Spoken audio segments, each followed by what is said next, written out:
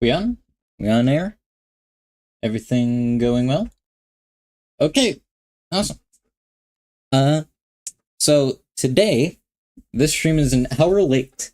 I missed the first hour of stream because I had to go to urgent care. Oh, you can. Luna's my dog. She's whining and don't know why. You all good, Luna? Okay. I had to go to urgent care because I accidentally pushed too much earwax into my ear while I was trying to clean it out. So, I don't know. I'm thinking of a stream schedule. Basically, Fridays and Saturdays are game days, while Sundays, reacting to, Jesus, Luna, stop, no, down, girl, down, no, Luna, off my lap, nope, okay, there we go. Sorry, Luna's my dog, she's adorable. But anyway, like I was saying, so yeah, today's just going to be like a watching YouTube stream, cause, I don't know, I think it'll, like, if I'm able to go back and be funny during it, then I hope I will be. And I hope I will be, then, you know, hopefully things work out. And I become a better joke teller. I learn to play off people and play off myself better, yeah. So, that's pretty much, the plan for today. So, we're watching YouTube. I have 2 videos, and then we'll just watch whatever interests me. The first one is Russian Badger's friend slop video, melting my GPU by trying to render God in friend slop. And then the next one after that is a Nile Red video. Web app idea? Now you can turn it into reality. Thank you. Goodbye. Hosting our horizons. Melting your GPU by enabling every cosmetic in a mod pack, forcing it to render thousands of models and trillions of polygons at the same time might sound stupid. There's no like edge. What the fuck is going on? And that's because it is stupid. But to me, that just sounds like repo. How many coins I got? Hold on. What exactly is friend slop? Is this just another name for repo? What? Friend slop. I hate the term friend slop. Increasingly, especially men in the gaming community. Humorous aren't primarily meant to be played together. Oh, okay. So that's what it means. I had zero fucking clue. No idea. None at all. Nope.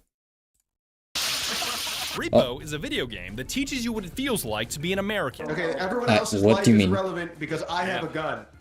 You risk your life to gather the exact resources to American pay mantra. people you've Listen, never met. that's what I say every morning. So they can spend it on things you'll never see. Like roads, I guess? We're gonna turn you guys into cigarettes. Nah, they don't. The adults in the room might recognize this process Elon, as taxation, no, stop. but it's Don't do about that. time the children learned about this government-mandated bullying too. What? I'm getting a little grandiose here. The game is moving around furniture until somebody starts yelling slurs, but I always like to look at the bigger that's picture. amazing. Like, that sounds like peak. What are you talking about, sir? Shut up, dude. I almost called you the slur. I forgot we were on stream. My slur, to be clear. Our slur.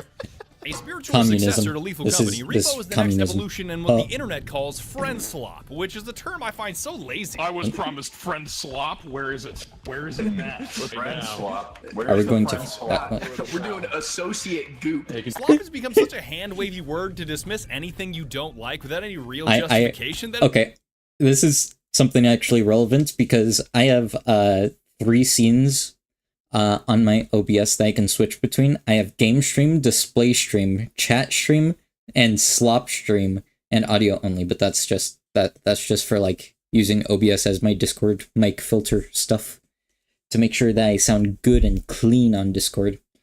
But yeah, no, that literally it's game stream, display stream, chat stream, slop stream, and audio only. And it always makes me laugh. Like, if you think games like this are so low effort and so easy to make, why not make them yourself and rake in tens of millions of dollars, you fucking coward? Whoa. Yeah, I came here to eat. Why? It's because they're I above that, understand I guess. what terms like friend farming imply, because it is true that games like this are heavily reliant on social interactions to make the experience enjoyable. People scare me. It's Vegeta. Oh my god, Kakarot. What are you doing in that armor? It's black. Fit it up. What's wrong with black, What? Vegeta? I just think calling What's Repo wrong friend with slop is missing the mark. Vegeta. It makes noteworthy improvements What to the the fuck, Lethal Company Vegeta? formula. It has received an overwhelmingly positive response from hundreds That's of really thousands cool. of players, and the addition of physics alone makes it feel like a whole new experience. Fucking believable. Why the fuck are we so brain damaged? Are you for real?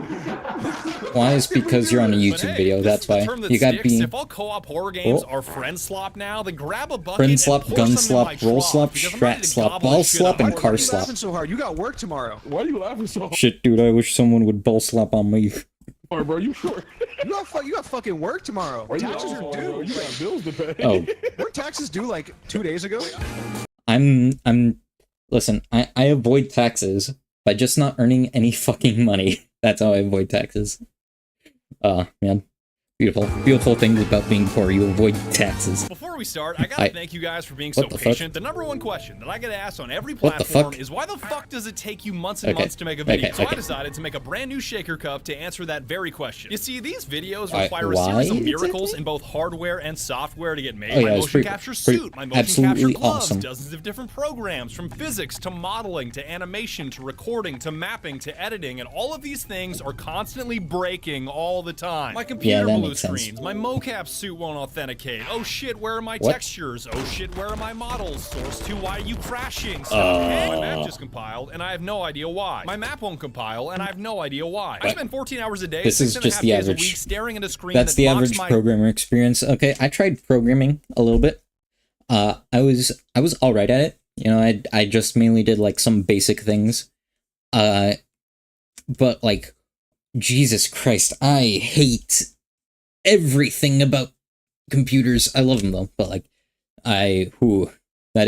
it's rough out there. It's rough out there. It's not going so well.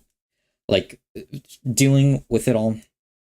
existence with bugs, errors, and nightmarish software spaghetti. So I made a shaker cup specifically designed to sit on your desk to remind you why I'm taking so long. It's a messy design that's kind of schizophrenic, but creating videos that I truly I'm not care gonna lie, about that's- will always that's be a really messy cool. endeavor. I even I kinda love replicated it. the vibe in my room by adding a light up coaster to mimic light- the Nanoleaf light panels that I've got running day and night, only instead of being like $300+. Why would you run it day and night?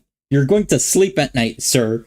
Please, for the love of God and your electricity bill, fucking add like a remote switch to it or something, With please. an arm and a leg, it's like 95% cheaper. I haven't made a new shaker since the Insurgency Sandstorm video in December of 2022. So this is a rare Oh, this treat has and been a quantities while, are limited. huh? I managed to It's get a 2025. full shipping container into the US just before the I hate the fact that I had to look down at the bottom down here. You guys can't see it because I have it at window capture, not display capture. But like down here, I actually had to look at the fucking at the PC's clock. You see, I'm real fucking stupid, okay? I know how to make chemicals and drugs, and that's about it, okay? I got the wizard hat for a reason, but other than that wizard hat, the only thing I can tell you about is chemicals that are on the end of the wizard hat. Yeah. Trump import tariffs, and they are ready to ship to your door. Use code Badger for 10% off What? your order at the link below. what did and he if say? and What's- quantities are limited. I managed to get a full shipping container into the US just before the Trump import tariffs, Oh, and they are thank ready fuck. to ship to your door. Use code Awesome. Badger for That's 10% really cool. off your order at the link below, and if you place your order today until on when? Badger Until Day, when? May 29th, my Gamer Subs anniversary, you'll even get May free shipping. I hope you're Okay, quick, May because I 29th. imagine these are going to go fast, and to make things extra Oh. personal, I'll even be writing handwritten thank you cards to 100 randomly selected orders that Oh, buy that's both really the cool. shaker cup and the glowing coaster. Thank you for hearing me out. That's Don't really forget to cool. use code That's really cool. Badger, and Yeah. I'm ready to dive into this I'm friend slot. I'm critically stupid, so I haven't Okay, watched this so you the last and 2 5 weeks. of your friends So- hop into a truck and crash into a map. Your emoji overlord, the Taxman, needs you to complete a The mission Taxman? called a repo, That which was is a the retrieve, actual- extract, and profit operation. I think it's easier to call it an ERPO because everything starts with the extract. Extract. Instead of needing to log all your loot Uh-huh. onto a ship, then flying that ship to a tentacle trader to swap it for cash, which takes minutes. Now all you Tentacles. gotta do is drop your shit Oh. on this nifty square to get sucked away and turn into cash in seconds. We did it, Reddit. There. Well done. Good job. But There's a meeting the fucking quota car? of each extract with a is easier fucking said than turret. done, Why is there a because turret there's right there? main What the reason hell? Your friends are screaming at each other all the time. Bada, Orient, please. Bada. What happened? What the That- fuck? We just lost a band. What are you doing? We Do just not lost a pick up- clean do rap. not pick up that little duck. Uh-oh. There- I just... What is with those What is with the beady ass repo eyes? Like, they are glorious. I want them put on everything from now on. Like, just imagine Doom guy with those repo eyes.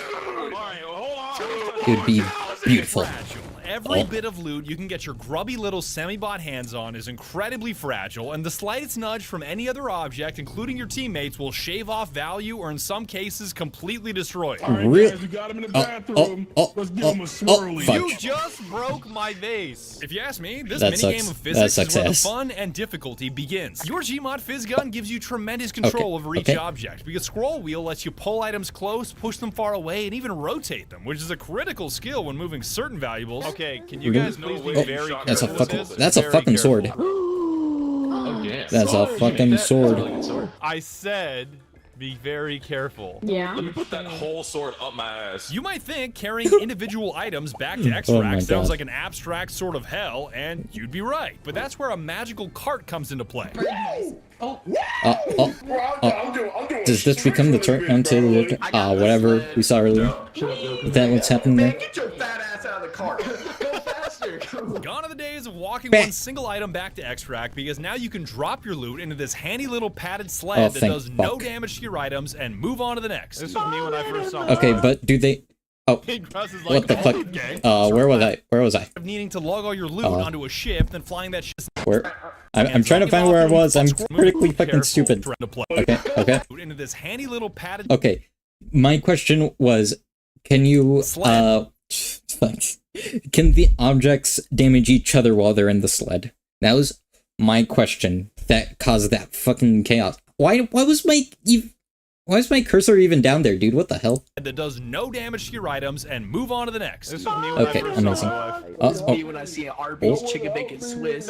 Oh my god. Unfortunately, more valuable items tend to be larger and more awkward to move, which means they've got to be moved manually. These items are not only big, but also heavy, which means they'll require at least 2 teammates to lift home to extract. Like, when's the last time you saw one guy carry a fucking server rack home? No. I licked all the rack, baby. Throw it in the trunk. We don't get out of here. Hey, man. Go on, get. We got a whole server rack, and we got mods for it too. Oh my god, this is gonna be a colossal task. No. Rotate, pivot, and then we just pull it up. It'll be fine. It'll be fine. Hey, did you grab the duck? What duck? Oh, that just lost $200 of value instantly. Oh, this is hurting me on a spiritual level.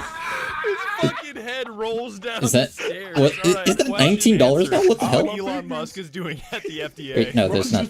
I'm fucking critically stupid. No, it has 3 decimal points after it. I'm stupid. The DOE was like, I need this. Y'all are not playing Terraria like that. What? I got this shit that's got Calamity on it right now. There is such a thing as too much help when moving an object, because a 3-person lift performed by 5 people makes things harder with all the additional jerking, yelling, and unnecessary input. I'm sorry, they're jerking? What did you say? They're jerking? Sir, they're what? Yelling, and unnecessary performed by 5 people makes things harder with all the additional jerking, yelling. Oh, they're jerking. They're jerking. Of course they are. Unnecessary input. There's no way. I mean, they're friends with you, Badger. What else do you expect them to do? Further, just. What am I even saying at this point? What the hell? Rotate it. Please rotate it. Bro, fix my fade right now. Fix my shit right now. Make my shit straight, bitch. $17 trillion. Or, on the other end, make it extremely gay. Actually, stand it up. I mean, it's Pride Month. You should do that. Yeah. Damn, Freddy Fazbear. I guess this wasn't released during Pride Month, but you should still do it anyway. We charge $140 an hour. Define diagonal. Diagonal. So then what is diagonal? So it's like up, but like a little like It's like up, but like that way. Oh my god. But it'll also like a little this way. Yeah. Being careful with objects is not just about preserving value, but also about preserving your life. Because whipping around heavy items can be just as dangerous as any monster. Why are you guys right, bombs. Why not? Wait, are there monsters in this? What are you, the fucking cops? Is that that looks like a dude? I had a phenomenal. We're centrifuging the Is that- piss out of you right now. Are they just spinning around bottom? Dude, what the fuck? Now let's say you've gotten all kinds of valuable items back to your extract, along with the heads of your robot teammates for revival. What now? If you have sufficient items to meet quota, your items are automatically sucked away after a brief delay. Any heads you've collected will turn into revived teammates, and one of two things will happen. If this is your final extract, like your first map will only have one, all you need to do is make your way back to the truck to exit. If this is not your final extract, the machine spits out a tax return, which is the value of your items that exceeded the quota, so you can use this big bag of money on your next extract, which is your job to find on the map. You see, unlike Lethal Company, where you're only trying to fulfill one big quota, Repo has you focus on completing smaller quotas at each extract in order to progress, and I think this approach of keeping everything on one map is superior. Damn, we are just stacking so much money this round. Holy shit. Registered flex offender reporting for duty. Yeah. Now that your extracts are those stacks are almost as fat as I am. It's time to spend your questionably obtained cash at the most dangerous location in Repo, the shop. Stop! No! What? What's happening? But my wallet is as thin as an early 2000s Kim Kardashian. Or was it Kylie? I don't know much about the Kardashians. I know they used to be skinny, and that's about it. Before all the plastic surgery and to make the next level easier. Upgrades include health, stamina, sprint speed, strength for lifting heavier objects, range for longer beats. This yellow one is glorious. This one looks fruity. Also glorious. Extra jump to access higher places, a map player count thing nobody uses, and a tumble launch upgrade. You see, in Repo, you can be standing normally, crouching to reach hidden objects or hide from monsters, or tumbling, where you become a tiny little guy, so you can fling yourself long distances or become a projectile and damage people. But while you're in this tumbling state, you can also be picked up and controlled by your teammates, theoretically to help them reach inaccessible areas of the map, like a ceiling, but in reality, it's just a tool to bully somebody. Look at this little guy. Look at this little guy. He's just a little dude. Right? Okay, I need your best joke, Vada. Your best joke, and I'll let you go. All right. Let's say hypothetically. Hold on, I just got a text message. That was the joke. His joke was so funny it killed himself. So explosive is that it's the first time you have access to so many items in the game. Like if it's the first time your buddies can get their hands on a shotgun, you know they're gonna do something stupid with it. Listen. Anytime there's friendly fire in any sort of game that you play with friends, then that will just be like the funniest shit. Helldivers has proved that to us. Dude, nothing, bro. Nothing. Absolutely nothing. You know, sometimes you just want to hit a little, you know, just gotta persona. Where it's looking. You should Persona 3 yourself now. Look like an 18-karat run of bad luck, but the truth is, I'm gonna shove this shotgun up my ass. You're not gonna Persona! Okay. You should Persona 3 yourself now. Oh. So stupid. Dude, I think that's the weirdest guitar. Of having access to new items, the other aspect of the shop that makes it so dangerous is boredom. While your skill players are buying necessary upgrades and equipment, everybody else has nothing to do and will inevitably fill that void with some dumbass activity, myself included. What is this? I mean, of course. Like, we learned this from Lethal Company. I don't mind. Friend Slop. I love Friend Slop. You spread all of the shit around the room immediately. We can't buy anything. That's a gun. Fuck out of here. What was that? Minus how many K? Minus how many K? What the fuck? I'm trying to buy shit. Oh my god. You can share health between teammates just by clicking on them, but any upgrades you purchase are not shared between teammates. Although running a mod that makes it so all upgrades are automatically shared with everybody is popular. And there's an exploit that everybody abuses where you can steal health kits from the shop by dragging them back to your truck without paying for them and spamming E at the loading screen. Oh, that's really funny. That's really funny. Just spammy. They just fucking mugged that man. I got my shit. This is r/shoplifting taken to the extreme. How dare they? You cop at the shop are not only critical for extracting as much loot as possible, but also helping you survive the next chapter of this video. Monsters? Oh, thank God, monsters. I wasn't sure if there were monsters in this game. Oh. You know that guy in Dead Space 3? Damn, he got a big ass brain. No, literally. It looks like he's fucking cheeked up in the head. What the hell? Y'all are seeing this? Y'all are seeing this? Or is that just... What the fuck is that? What's this curve right here? I don't know. Either he has an ass head, or like, I don't know, there's something behind him. There's two of them. Beautiful. It actually worked! What a bad lad! That worked perfectly! Holy shit. Kamikaze. You run up to him and say, you know that guy in Dead Space? Yeah, What? he just blew himself. Friend slop would not be friend slop without some SCP creatures Beautiful. running around sabotaging your whole operation. And the critters this time around look Oh, that is just a brain. Or a big ass tumor. It's one of the two. I don't know. and sound completely novel. Oh shit! Oh, hey. You're such a bastard. You're such a fucking bitch. How about my goddamn... Get out of here. What the? Stop Oh, looking at oh, it. Stop oh. looking at it. Some monsters do feel similar to Lethal Company, but primarily feel unique and original with varying levels of danger, each Okay, annoying okay, you in a what certain happened? way and being countered in a certain way. Who's that guy? Is there the You Bracken? might be blind and shit. But like, shut the fuck up. Dude, you just got fucking shot in the chest. He cranked you out, dog. I'm sorry, I don't mean to keep making these jokes, but like, they set me up so perfectly. Look at what is on screen right now. He slimed your ass? Like, come on now. What? Yo, everyone needs to shut the fuck up, dude. I swear to God. I just watched 5 people die in front of me because everyone has to get their bit in, and a guy with a gun does not care. Altering your behavior to deal with the dangers of each monster enhances the Altering whole your experience. Like not being able to speak to your teammates with a monster blocking your path is a special kind of difficulty. Oh. Oh, they can't, they literally can't talk? The in-game mic doesn't work? Fuck it. I mean, they look like the fucking Android logo. I don't give a fuck. I don't give a fuck. I'm out of here. I mean, if Get your outta loot game is here. strong enough, you can dispense with the sneaking tactics and bulldoze every monster Boom. with a shotgun. But with the extreme price glorious. tag and limited ammo, you better be a crack shot. Oh yeah. Oh, shoot that thing. Listen, give me 18 pounds of crack and I'll become a crack shot, okay? That's what that means, right? 20%. Oh my God. Strap goes flying across the room. Like I give a fuck. I hope it negligently discharges. He's right there. He's right there. He's right there. Oh, he fell. Yo. Don't discharge too early, okay? It's coming for a Slam him right minute. now. Over 40. Oh. He ain't dead. He ain't dead. Slam him again. Oh, Yes. Wow. Nice. He takes 2 shots. get fucked. I shot him. Okay, everyone else's life is irrelevant because I have a gun. Yep. Oh, it's a $100,000 gun, so it's way more important than I live. Skulker would let his battle buddy die in combat. Bro, this is Listen, whoever has the loot has the more important life, okay? That's just how it works.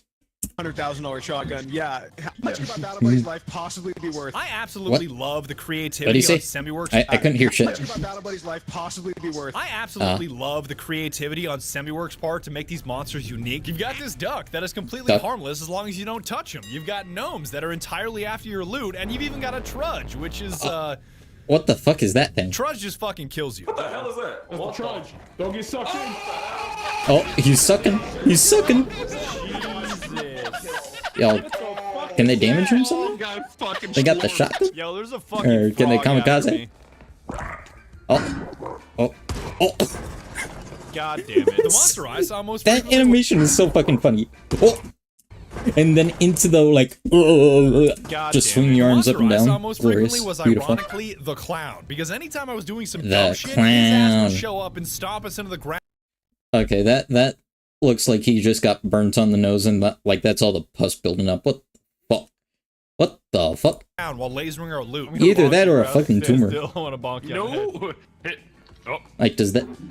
Oh, bonk. Oh, fuck. The clown just lasers your ass? What the hell? How does that make sense? Destroyed like half the fucking loot too. Oh, damn it. fuck. Try again. That I dare sucks. you. Big ass vase. I'm sorry, all I heard was big ass. Take it to the pit. Take it to the pit. Into the pit.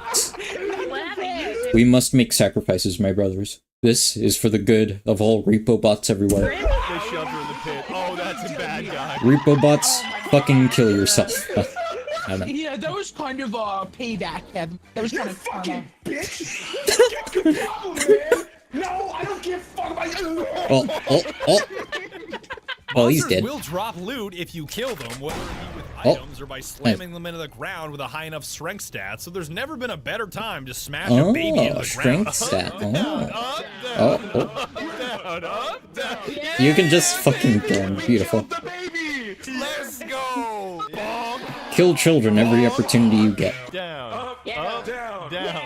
Up there. Listen, I'm stuck between supporting pro-choice and pro-life, because pro-choice means more babies will die, but it also means that women will have a choice, and you don't really want that, do you? I saw that in a meme. So stupid. Okay. Yeah, stupid bitch. Oh. All right, let's go. Open up, Casey. Goo goo gaga. It typically goes that the stronger and more difficult the I mean, monster is. I'd eat that. Like, that just looks like juice or something, right? Or maybe an orb that'll give you superpowers. Either way, I'm eating it. To take down, the greater the loot they'll leave behind when you crack their head open. Freddy Fazbear tackle, bitch! What the fuck did I do? Joe Biden? Oh, God. That's Bo Jiden, actually. That's his cousin. Do it again! Bitch. Do it again! Fuck you, Sleepy Joe! The Doc Rock won't take me! Grab his ass.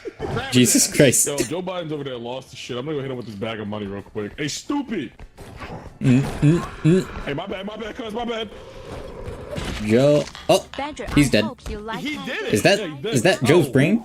That what we got there? Killing him. No, that's his soul. We just took Joe Biden's soul and threw it away. Now let's say the monsters get the best of you and everybody dies. What then? I was in this universe, I'd fucking die. I mean, A yeah. fight to the death between all your teammates on a disappearing platform to determine the king of the losers. You who can't won even the winner survive in a crown to be game. worn How are in you the supposed next to game. survive in real life? Fuck you, Badger! Oh. That dude got fucking shot. What the hell?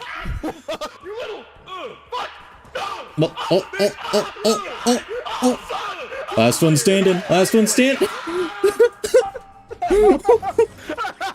A variety of weapons Beautiful. are dropped into the arena to spice up this final countdown to your demise, and none of them matter but the baseball bat. This is not a joke. The baseball bat is so fucking overpowered, I don't know why anybody grabs anything else. The baseball bat?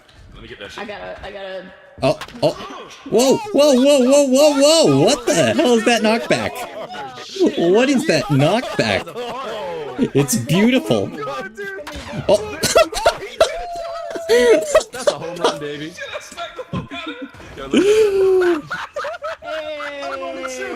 Holy shit, I got bonked so hard. No. Okay. Gary, kill him. Gary, kill him. Get his ass. Get his ass. Oh, he jumped in. He's sick with it. Yo, he got Yo. Don't you fucking run for me. I saw a fucking pistol included in the list of loot. Oh, someone grab that. Gun beats bat, generally, huh? I saw a small purple baby get Louisville sluggered into outer space. And once your loser is crowned, that's it. That's Repo. You boot up a new game and start the loop all over again. And that's absolutely beautiful. That's all you need from FriendSwap. More and more extracts, bigger and bigger quotas, more difficult terrain on every map, and more upgrades to help you. But to me, that's all just linear progression of what you've already seen. It is worth noting that everything you've seen is modded gameplay, from the player count to the shared upgrades to the ridiculous cosmetics. And what you're looking at is not a vanilla 6-player experience.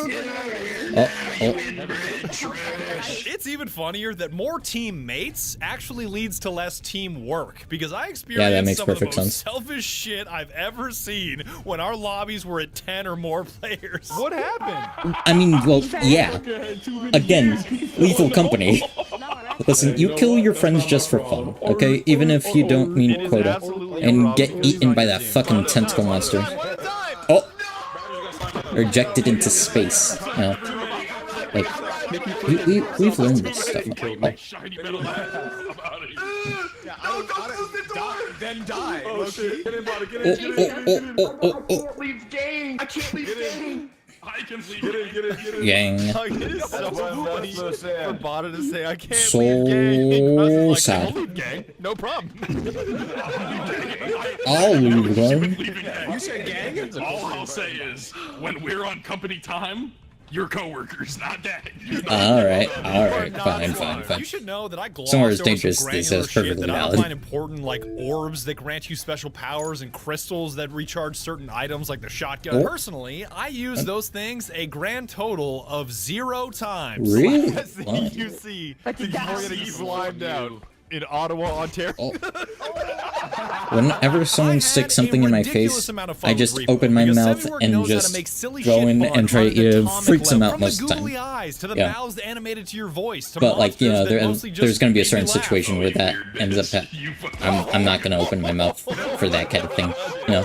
As impressive as the developers at Semiwork are, they did leave a few loopholes for Skulker to exploit as usual. He discovered that you can access a type of coding language called markup by using the chat box to do ridiculous actions. Like instead of your character displaying 20-point font when you type something in chat, you can change that value to 10,000 and essentially flashbang people with giant letters. Ready? Look at me. That's beautiful.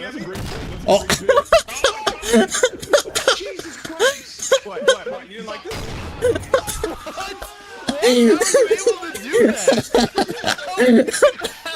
Why did they let them code? What the hell, dude? Oh man, that's so fucking funny. Akira! You and I throw a fucking grenade at your head. Listen, the devs, I don't know why they did this, but there's markup. You have to type exact codes into the chat and you can do markup. So you can do things like, you can type Sprite, like with a certain character code around it, you can do different emojis. Hey, Badger. Badger. Think fast, Chuckle Nuts!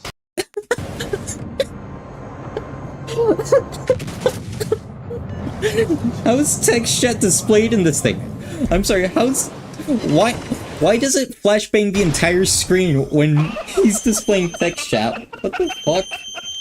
I hope you know, Skulker, the thing that I find funnier than flashbang is how you're deploying it. You're just putting an extremely large white character on my screen. Yeah, it's fucking 10,000 point font. Please don't go thinking that a tiny exploit is a dig at the developers. The fact that I can have this much fun in a game that isn't even a gigabyte in size. Listen, that is peak content. When you can just do shit like that in a game, it makes me want to play even fucking more. It is beautiful, honestly. So their masterful design, it makes my $10 purchase feel like a steal. All friend swap games have to be under a gig. That's amazing. This fucking fine China is $2,600. 26 for what? Isn't it weird to think about this game? Wait, this game is less than a gigabyte. Yeah, when you compile code and like serialize it and stuff, it actually gets very small. Yeah, I learned this at Freddy Fazbear's. Fucking C++.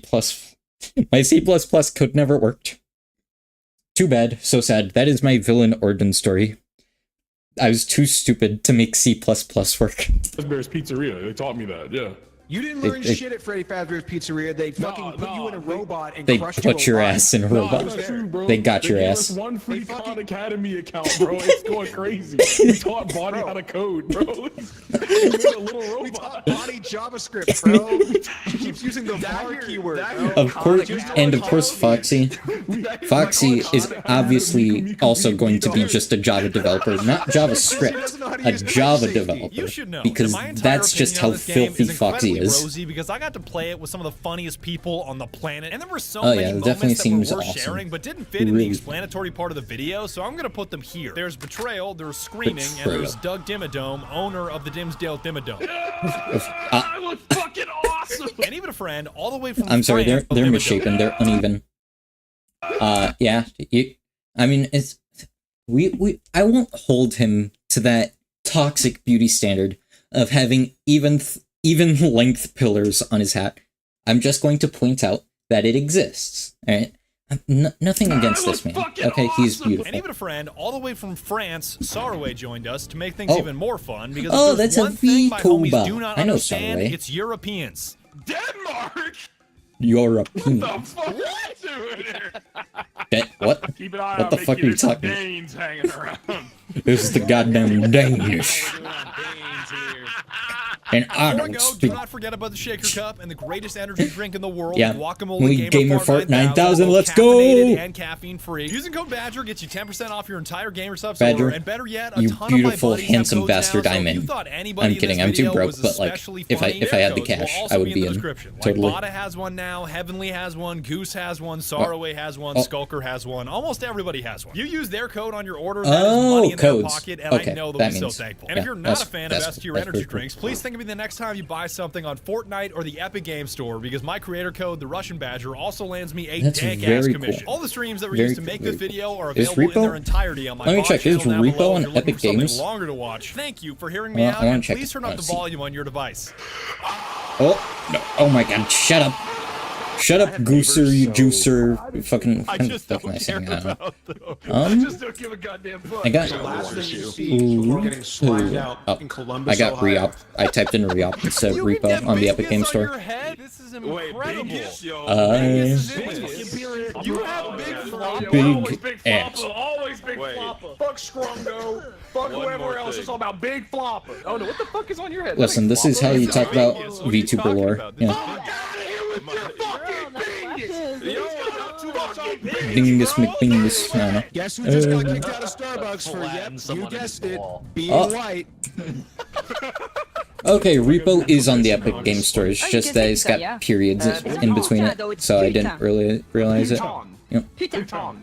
Yes. No, not Putain. Putain. Or, I didn't oh no, like it says game from until I other heard a stores. French Okay, never voice mind. coming out of one of these stupid fucking things. I love this shit now. That's so funny. That's what I'm saying. When I was in Sweden, I had to ask like the fucking like train transit Swedish. employees how to like do shit, and they looked confused. I'm like, bro, I drive everywhere. I got a Walmart. What the fuck do you have? Right? Like, don't. Yeah, don't look US, at me. you gotta All right, drive don't look at me. everywhere. Driving is living. Driving is life. No Walmart, and I was Driving. like, all right, I would going in love the to live in a PTR. I walkable saw, like, city, the Louvre, but you and know, I saw the Eiffel I'm Tower, just and I too saw the Arc de gosh dang Triomphe, and American then to there was, care like, where's the about Home Depot? walking. This shit fucking sucks. And I went to Paris, there wasn't one Waffle House.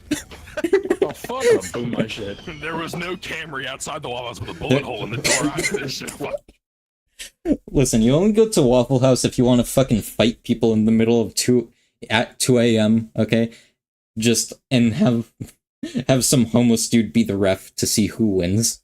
What the Either fuck's that or that? you duel to Sean the Baron, death. like, That's Miz that's went to about the Senate. It was that's pretty the awesome. average Spoilers Waffle for House Les Mis, by the experience. way. Man, I was gonna watch Les that tomorrow. Miserables. I think there were Hugh actually Jackman. 0 people in Hugh- here that know, even He's a know what huge, Les Mis is. jacked man. You think I don't watch So music? that's why he's called Hugh Jackman. At least he is when he's playing Wolverine. Other characters, no. Jacques. Wolverine. Wolverine, my short king. He's about my height. Fucking mongrel. He's actually slightly shorter than me. So I'm taller than a superhero. Let's go. Yeah, he's 5'3", so he's just Wait, like someone say something? slightly shorter. Tiananmen Square. Oh, Hey, my bad, bro. What happened, bro? Yo, that was sick, bro. What happens when your keys call to you? get like, your asses up Nervous there. because I pull the trigger on this Beretta 92 FX. Nervous tick as I grab for the police officer's firearm. Nervous tick as I stab the man approaching me at the Waffle I House. got the D Wade on. The D-Wade. That is like the worst fitting jersey I've ever seen in my life. This is what my uncle looks like. Okay, this is what my uncle looks like on my dad's side. Okay, the dude is like 6'4". He's built like a fucking string bean, and he's constantly wearing these jerseys that are way too baggy for him. It's great. What? That shit is trash, bro. Has to be a model. This is worse than Yeah. anything I've ever seen at the It's not YMCA great. ever. I think the Pretty pipe fucked up makes shit it at the worse. YMCA. I'm gonna give it a The buck pipe million. I've seen makes it- whores at the YMCA. You're gonna keep it a buck million. I don't think you can smoke in the YMCA, but no, it's just steam, guys. 100% just steam. Okay, he's playing games on that shit. It's just There's steam. your TikTok fucking phrase of the week to steal. He can see your cigar smoke, you dipshit. Oh, He's just mad because I'm chuffing fat fucking darts. Man, fuck it. I got too much work. I'm Too- hotboxing this bitch. too much aura dies. He died of aura. Yeah. His aura concentration was... What the fuck? Gross, what the fuck? Gross. What the fuck are you doing? Y'all good? That's... What is this? Whistle. Oh, we can get a band going. Does he just have that on his fucking soundboard? I have a harmonica right back here somewhere. Hold on. Shit, I lost it. I know. Well, I got it somewhere. Yeah, somewhere in my room, not sure where. But for now, it haunts me. It haunts my dreams at night. $3.61 of coins. 61 Right on my desk. I gotta cents. clean this up. Oh my god. 61 centicles. Oh. Hold on, I gotta get it back in, guys. Give me a second. This might be a little while. Level 8 wizard spell casting $53. Listen, no, that's actually a level 9 spell. I give him the socks. Throwing coins in the strip club. That's me. I need the elevated position. You go to the strip club, you're poor too to put bills in, and you just fucking throw coins at them. Give someone a bruise, get sued, have to give them $1 million fucking dollars. Thank you. What's up? Shut the fuck! Is mayonnaise an instrument?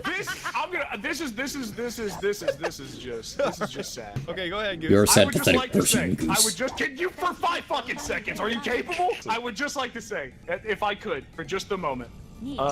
What? What? You fucking dumb. Run! What the fuck happened? Oh, why the fuck she got a mullet? Why the fuck she's got a mullet? Looks terrible. Fucking tourists. Okay. In the city. Is that fucking mullet? I don't know. I can't tell. Is that Sarway? Yeah, I think that's Sarway. Oh. She's singing. She's Coming back. Eh, viens par là, toi! Listen, just keep talking. That's how streaming works. You just gotta keep talking and saying stupid stuff. Wait, that's not something we say. Christ, you just gotta keep talking and saying stupid shit. No, please stop it. Oh mon Dieu. Did you guys like that ASMR from me? Does it make you sad that the Was it majority of the glorious? French Did the you like chat it? knows is all because of the spy from Team Fortress 2? Beautiful. Oh no, I don't mind because Spy from Team Fortress is really freaking based. Like you don't Exactly. know, but it's actually part of my lore. Like Spy is my dad. What? Your scout? My dad. He's your dad? The last thing you see before getting slimed out in Paris, France. She's fucking. Oh. She's blue team scout. I don't know. Shit and making explosions A everywhere. single thing, you motherfucker. What are we talking about? Bro, You just broke it 600 just right there. I saw you. it's all gone. $600 down the shitter. 100. I'm still in a dream. Snake eater. What? How about we purchase sorry. maybe something for Heavenly? Boys, watch out. She'll chew you up. She's a man eater. Purchase. Perchance. Therefore, perchance. I did not understand purchase. How do you say it? Purchase. Purchase. I thought you said perchance at Purchase. first. Which Perchance. Is like, could I possibly? Purchase. Stop in here. We're gonna keep going. Yeah, I should Listen, probably take off. there and is then I'll come back after only dinner. one yeah, language perfect. dumber than Are you gonna English, have and that is snails, or French. Is that only a special occasion thing? I don't know. It's like if I say like, are you going to have hot dogs and hamburger right now? I mean, I might. Fucking is great. Yes. Yes. The answer is yes. It's not fancy. Enjoy a hamburger. I just had a hamburger like an hour ago, or 2 hours ago. Yeah. Maybe Christmas. It was like, ooh, it was tasty. Tasty. I'm gonna go have a burger right now. It does taste Yeah, good. imagine a It's snail garlic burger, with though. butter. A snail burger? Walking like We liquor gotta actually. bro. A snail burger.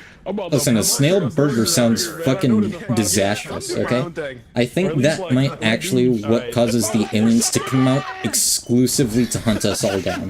That sounds disgusting. This is a new game with no help at all. What are you even doing? Yeah, good that carries a game, you know. Zero the help. Americans, they like putting around. Slow down all that carry the game. All I hear is French person I have babbling. my French GT over there. Little guy. It's right here. Slam him on the Per ground. shot. No. Goodbye. Kill the child. Head off. Casey is the one voice of reason in this Don't. entire chat. Okay, but voices of reason are stupid, okay? Always give in to your deepest, darkest thoughts. Okay, that's how you have fun. That's how you make the world go round. Oh. I have no idea. I had no idea what to do for the thumbnail of this video, so I just whipped something up in like 5 minutes. You can definitely tell. Got a main bitch. Got a mistress. What? Couple hood girls, man. I'm so. Wait, I forgot the word after that. What? And what I stand for. Brick Squad. So relatable, dude. Like, just forgetting random lyrics, like, you know the entire song, except for that one fucking word, okay? Just like, you will never be able to properly memorize a song, because there will always be that 1 or 2 sentences. Which one of you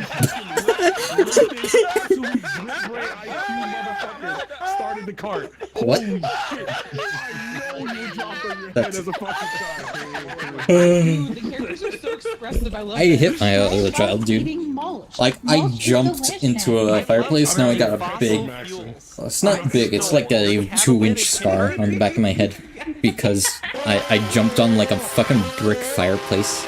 So, you can see it when I cut my hair short, but like otherwise, it hasn't affected me, no, not whatsoever. This is not a joke. My frames.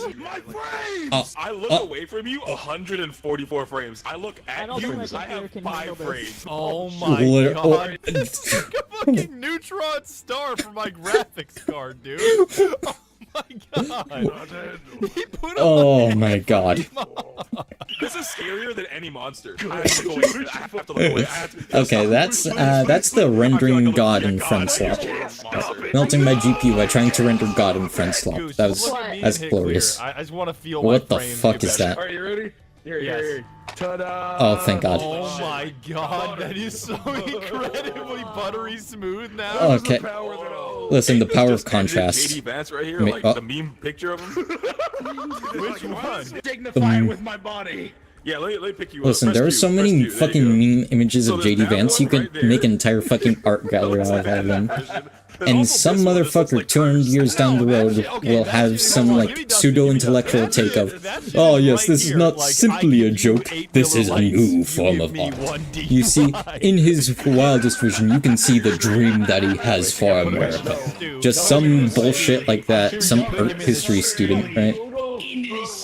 Are they waterboarding him in fucking radioactive acid? What the hell?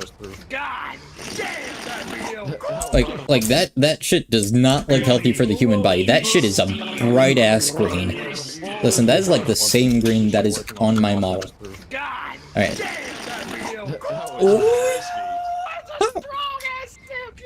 Shut the fuck up, Juice. You juicer, you gooser. I don't know, I was just... Strong ass slurp. Strong. What's going on here? I'm bringing you back in your rifle chariot. Oh.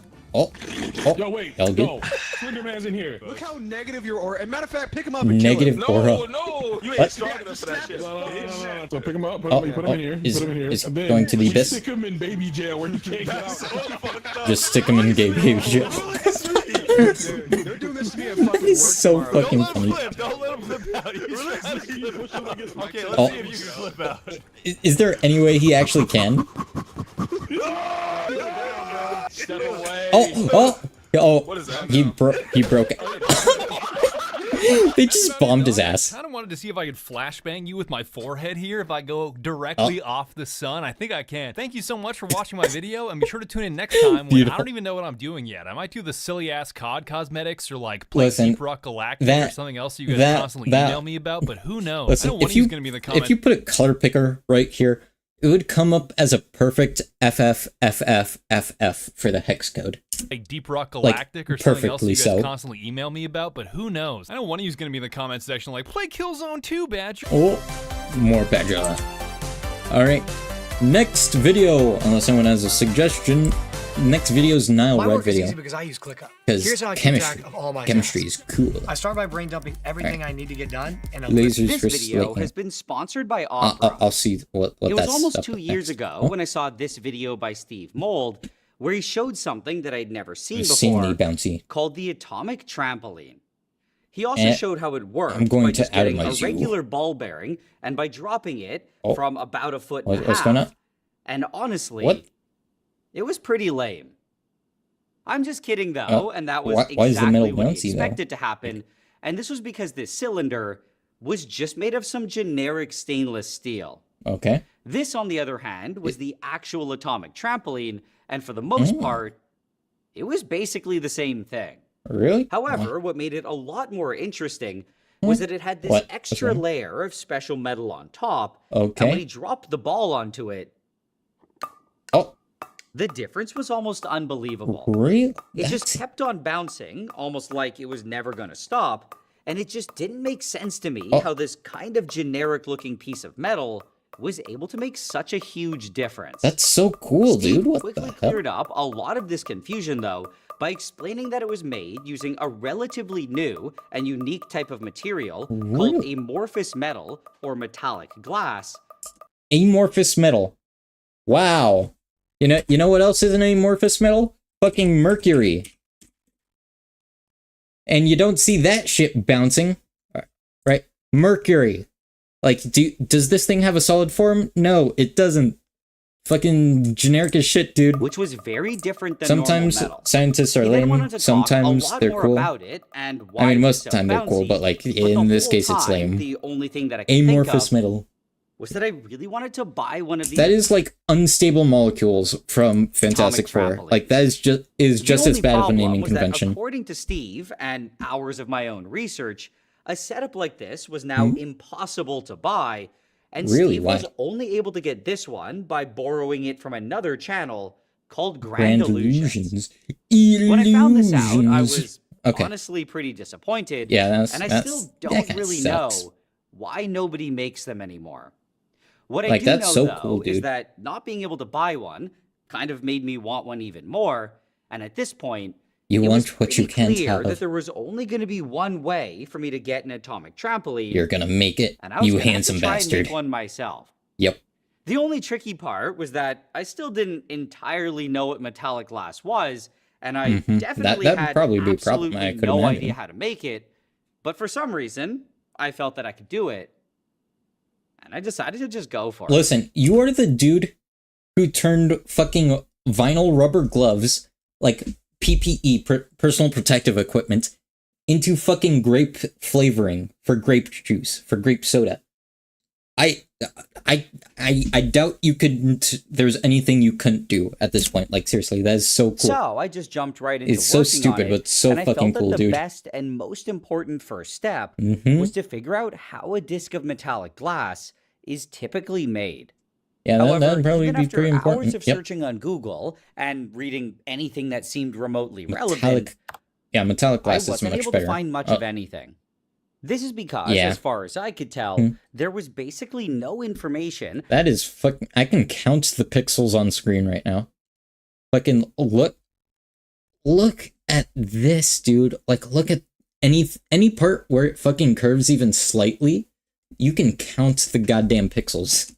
About specifically making like this disc, this makes my little PNG tuber model look like it's fucking high quality, like a berry crepe level model, right? Still wasn't or like a buff puck model, because I right? was able to find a lot like of those interesting models are nice as information shit. About metallic glass in general.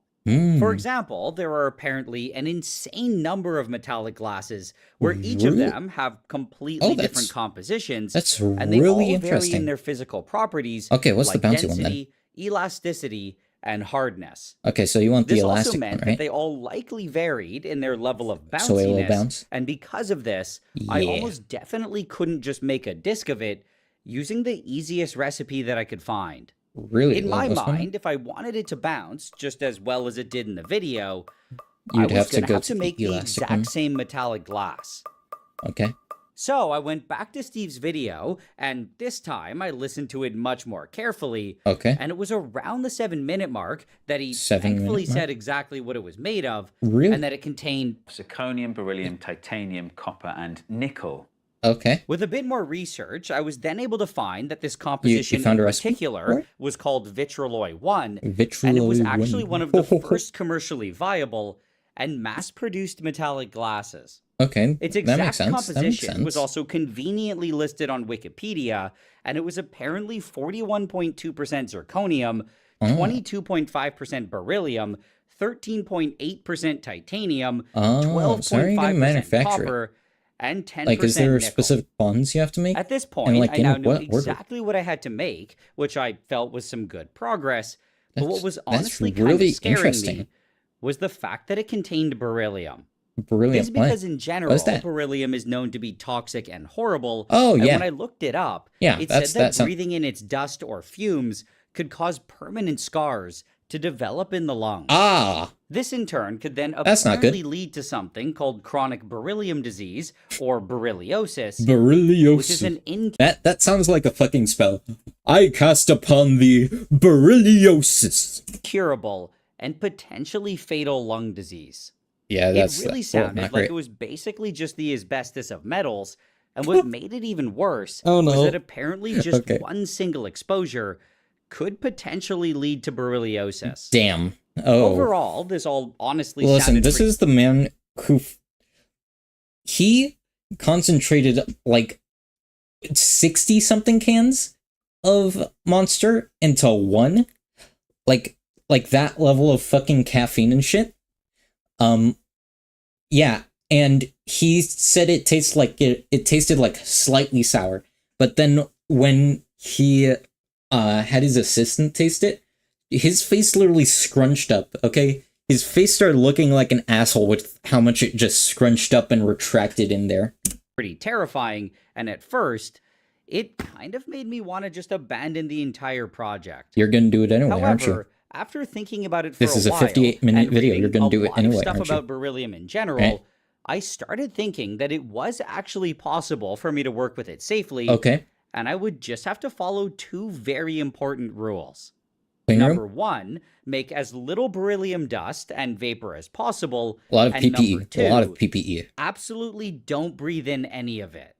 A lot of In PPE. general, Rule 2 was actually relatively easy, and all I needed was some good ventilation and maybe a mask. Okay. But Okay. Rule Awesome. 1 was a Awesome. bit trickier, Oh, yeah. and it would severely limit the ways that I could make the disc. This is because minimizing dust would mean that I wouldn't be able to shape the metallic glass like normal metal by grinding, cutting, or machining it, and instead, I But was like, gonna- wouldn't it have a different like molecular composition or whatever? Like, would it have the same effects once it's bonded to those other metals? Because like I know, like sodium, for example, sodium explodes when exposed to water. Chlorine is a highly dangerous gas, but you know, together you get fucking table salt. That's gonna have to somehow directly make pretty much. I guess the you don't want to exact take that disc chance that at I all. wanted. Especially In for my any mind, this left me with only one. unbonded pieces of beryllium. Like you don't want even take that chance slightly, right? Because the it's real oh, way, bad. which would be to melt all of the ingredients together and to pour them into some sort of Okay, mold. melt And them at together. first, this Okay. seemed relatively simple. All right, However, what's when I going looked on? into things a bit more, Oh, you can count them again. Look, I have more high definition shit on my I little realized model. that there were a couple small details that were gonna make this You can process way count more them difficult. each, every single The pixel. first was that all of the ingredients were sent Oh my god! Can you guys see this? Look at that. sensitive Yeah, to oxygen, Beautiful. and this meant that I could I love only it. melt them with absolutely no air present.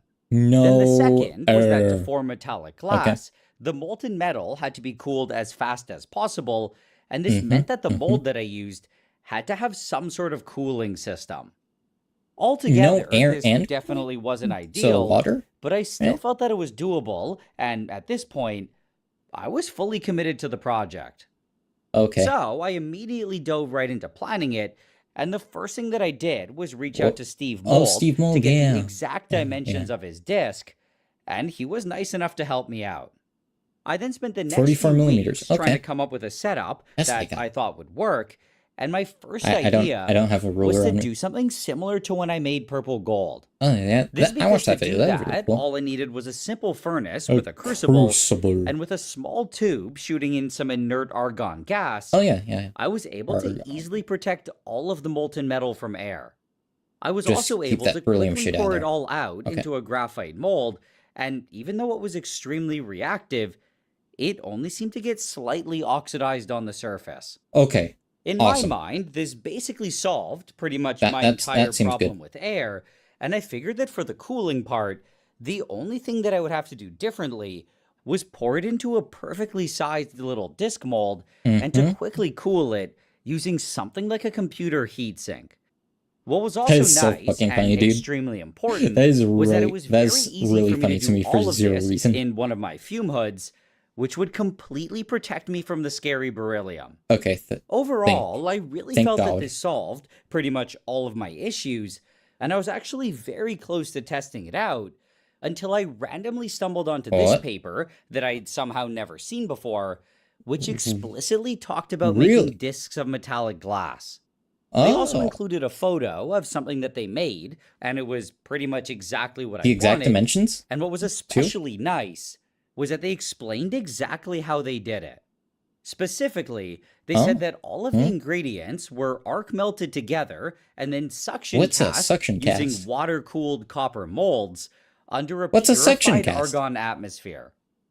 At first, a lot of these words honestly didn't mean very much to me, but with a bit more searching, I found that at least on a lab scale, this seemed to be a somewhat common way to make metallic glass. Okay. It also seemed like the main part of the setup was this thing called an arc melter, and with even more searching on Google, I was able to find a bunch of photos. I then took a closer look at what appeared to be the simplest one, except what kind of concerned me was that I honestly had no idea what I was looking at.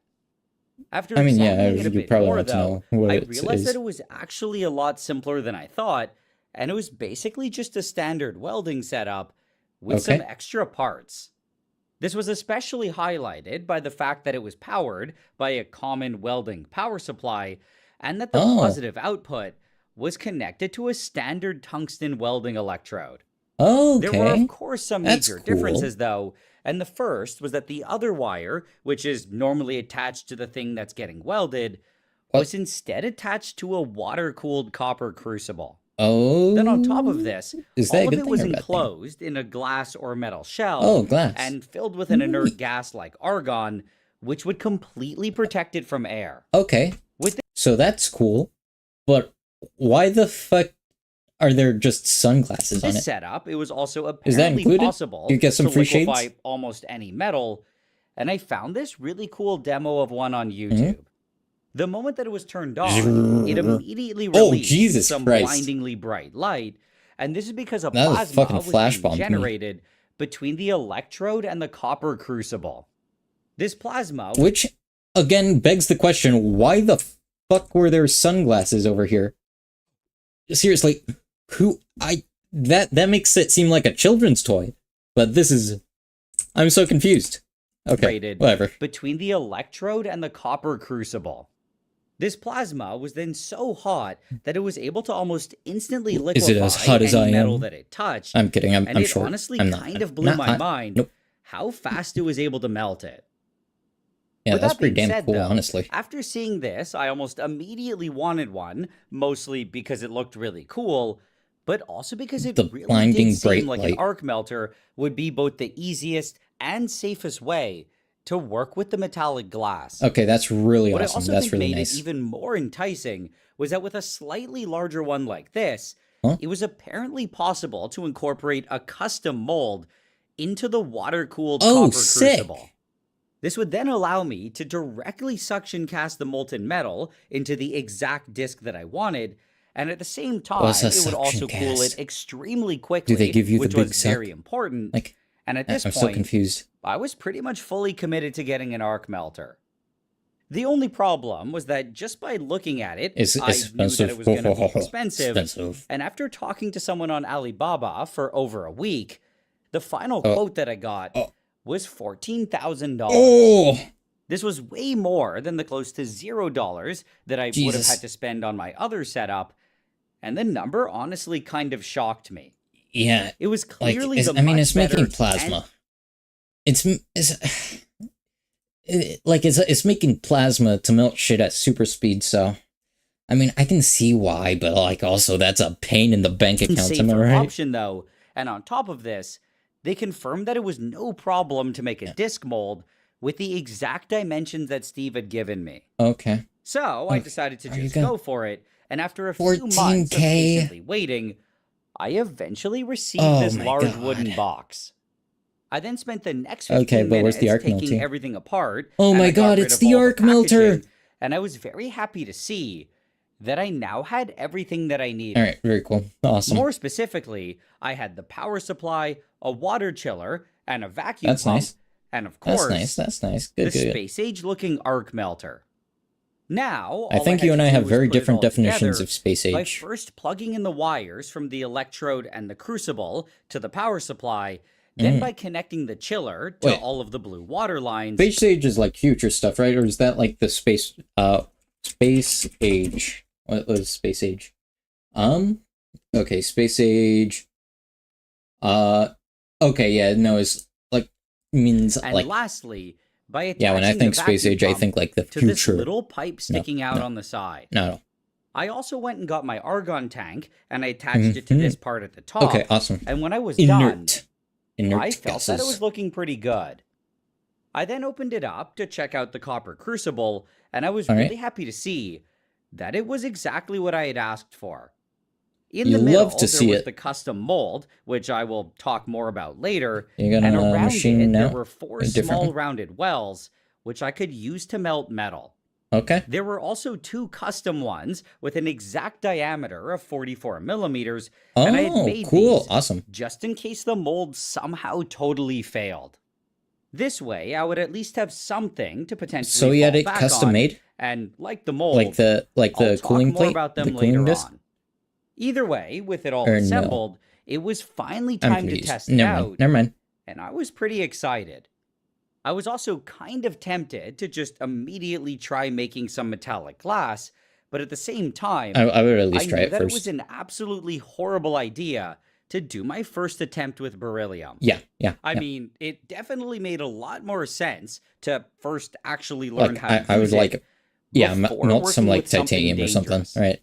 So instead, I decided to start out with some iron, which I felt would iron's a be classic, similar yeah. to the metallic glass because it would also have a high melting point, and when Okay, it was molten, it would be sensitive to air. I also just happened That to makes have all sense. of this high purity iron, which was perfect for this, and I loaded Well, up why one of did the you just small have that? wells. I then lowered down Mr. the main Red, chamber, why'd you- and I why'd you clamped have it that? shut, and I turned on the vacuum pump Okay. to pull out all of the air. Get out of here, To monitor air. this, I just looked at the pressure gauge, and when I eventually saw that it stopped going down, I Alright. closed the vacuum, and I opened the valve to the argon. Alright. This caused the argon gas to rush in, and for the pressure to Get in increase again. there. And when it eventually Get got in back there. to around 0, I turned off the gas, Okay. and So I you want flipped to- back on the vacuum. I then repeated this exact same process 3 more times, and 3 more when I was times. done, Okay. I closed both That the makes vacuum sense. Like flush and out the all argon of the air. valve. All of these cyclings should have then left me with a chamber that had effectively no oxygen or moisture in it, and only Okay, inert very cool. argon. Oh, and I was moisture, yeah. nearly That ready would be a to problem, start like steam there blasting and the shit. iron. Yeah, that'd be bad. The only thing left to do was to flip on the power supply and to quickly do a horrible Flippin', job setting boys. up a camera to look inside. And at this point, Yeah, you gotta record that shit for I just had to YouTube. click Get the some pedal on content the out of it. floor to make it go. So I quickly lined up the electrode above the iron, and I was honestly a bit nervous, but I just went ahead and clicked it, and the whole thing immediately lit up. Oh, Within a fraction of that's a a second, flash bomb, dude. the argon Give between us the some warning. electrode and the crucible All right. had been turned into a plasma, and I don't know why I was so surprised that it was working. It's working. It's working. The It's only problem working. was that it seemed to be struggling Was there to any melt the sound? iron, and this was because the power supply was still at its lowest Oh. setting. Oh. I started it like this because I wanted to start safe, but clearly it needed more power to generate So I a would hot go up to like plasma, 130 maybe. and I Like quickly mid-range. ramped it up. Oh. As I did 180 this, is a little it higher than what immediately we've done, got a lot but, you know, brighter, and I'm not no long chemist, so- after, there was You thankfully can't some judge. molten Can't judge iron. one bit. No. This was actually really Ain't gonna happen. impressive, No judging. considering that iron melts at around 1500 C or What? 2800 Fahrenheit. 1500? And to do this in seconds was kind of insane. Seconds? What I thought was Wow. even more impressive, though, was that Holy less crap. than a minute I later, didn't realize it how had completely liquefied, iron and I is. had an absolutely That's whipping wild. hot blob of iron. Okay. It also didn't seem to have any oxides forming, which told me that the inert atmosphere was Good, working. good. And overall, You don't want I was rust on very that. happy with my purchase. I mean, Okay, it that's really nice. That's was really cool. just as Yeah. cool as I had imagined, and even if I completely failed to make the metallic glass, You still got a neat I new had toy. absolutely no regrets. That's really cool. Yeah, dude. But with that Like, being we're just said, saying by the watching, you iron must be even wasn't more gonna get impressed. any more liquidy, so I stopped blasting it, and I let it cool Ooh. down. Why did it get Liquidy, brighter? So I stopped blasting it.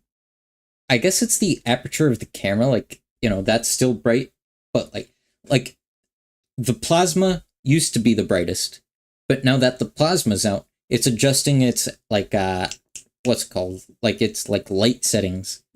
And also it's cooling down, so. And I let it cool down. Ooh, Then, that's several really cool. minutes That's so later, cool. when I felt that it was ready, I popped open the chamber, and I Right. saw my beautiful little blob of iron metal. Ooh, that's a I lot was of also really happy burning to there, see right? that it didn't look like it got oxidized at all, but That's it was nice. surrounded by a bunch of black junk, which I think is just carbon.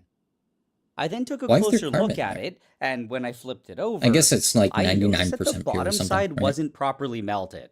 Oh, I really thought that I had avoided this by absolutely blasting it, but clearly Blasting the it cold to copper heck and really back. did its job, and the stuff at the bottom okay. would probably always struggle to melt. But moving on, the I machine mean, it's good that it's clearly efficient, worked, right? and now the only other You thing don't that I want to had to actually melt the do copper. before working with the scary beryllium was Scary, test scary. the mold. Up until now, I also never explained how this mold even worked, but Okay. thankfully, it was supposed to be pretty simple. The basic idea was that the mold itself was made from two separate pieces that were just sitting snugly in the crucible, and Okay. between these two pieces, there was a cavity in the shape of a disc, which had a Oh, diameter that's of what you're exactly doing. 44 Okay, that makes millimeters sense. and a width of 3.5 millimeters. Then, according to the manual, to fill this with metal, all I had to do was melt some metal on top of the mold, which apparently wouldn't fall through the hole, until I opened the vacuum valve. This was then supposed to pull a vacuum through the hole in the bottom, which would cause the metal I on the guess top maybe to like get the surface quickly tension or sucked something. in, I don't know. and once it was full, I'm the the cold chemist. crucible would cause it to almost instantly freeze. After that, I That's just so had to pull interesting. the entire mold out of the crucible and open the two halves, and this would leave me with, at least theoretically, a near-perfect disc of metal.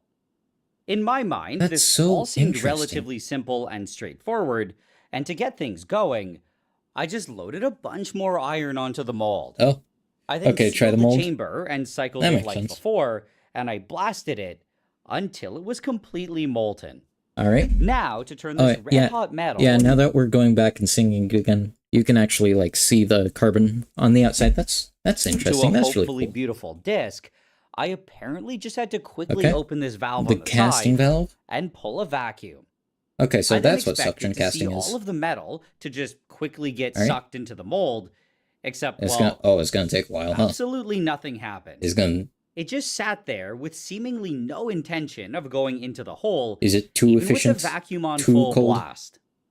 I then spent the next several minutes trying a bunch of different things to make it work, like Nothing? increasing the power and blasting it directly in the center above the hole, Oh, but it it's didn't spilling seem out. to make a It's difference. spilling out on the sides. I also Don't do tried it that. again using a lot less iron, and I heated it for a lot longer, Okay. which I was hoping would help it melt that at the gonna work? bottom and magically fix It's gonna be everything. disappointing if it doesn't. Except that still totally failed. Really? So, Ah. using this mold apparently wasn't quite as easy as I assumed. And Okay, in a there's still 40 desperate minutes on the attempt to video. He figure out what succeeds. was He going figures it on, out somehow. I ended up spending the next few days Well, this video trying a exists. bunch Of course, he random figured it out. things. Oh, I oh. also ended up trying it with lower melting point metals like aluminum and tin to see if that would make a difference. And with Maybe some those, piping. I was actually able to get some to go into the mold, but the result was always trash. Oh.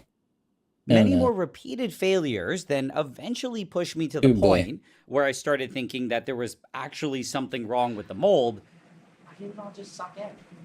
And I was honestly Dude, this is getting me pretty close contemplating to life just after giving coding in up. C++. Thinking that this is just not the way to do it. Yeah, unfortunate. However, I then decided to try it one last time, doing something different, Mm. and I'm really glad that I did. What do you do because this time? to my surprise, What? it actually seemed to work.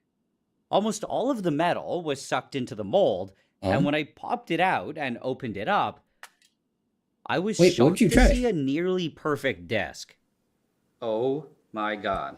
Did you already say it, or do I have to go back? That's perfect. I was not paying It's attention. actually perfect. Okay. It's a nice little disc. Yeah, it's beautiful. Wow. Odin Valhalla Rising. Now Oh my god, on mobile ads. PC, exclusively with Did you hear they're going to test like 30-second unskippable ads? That's gonna be a couple terrible. more times, doing the exact same thing to make sure that it wasn't just a fluke. What? Okay, let me. Because to my surprise, let me see. What did he do? Then eventually pushed me to the point where I I'm started sorry, thinking that there was actually I was not something paying wrong attention. with the mold. What were you talking about, sir? And I was honestly getting pretty close to just giving up. Thinking that this is just not the way to do it.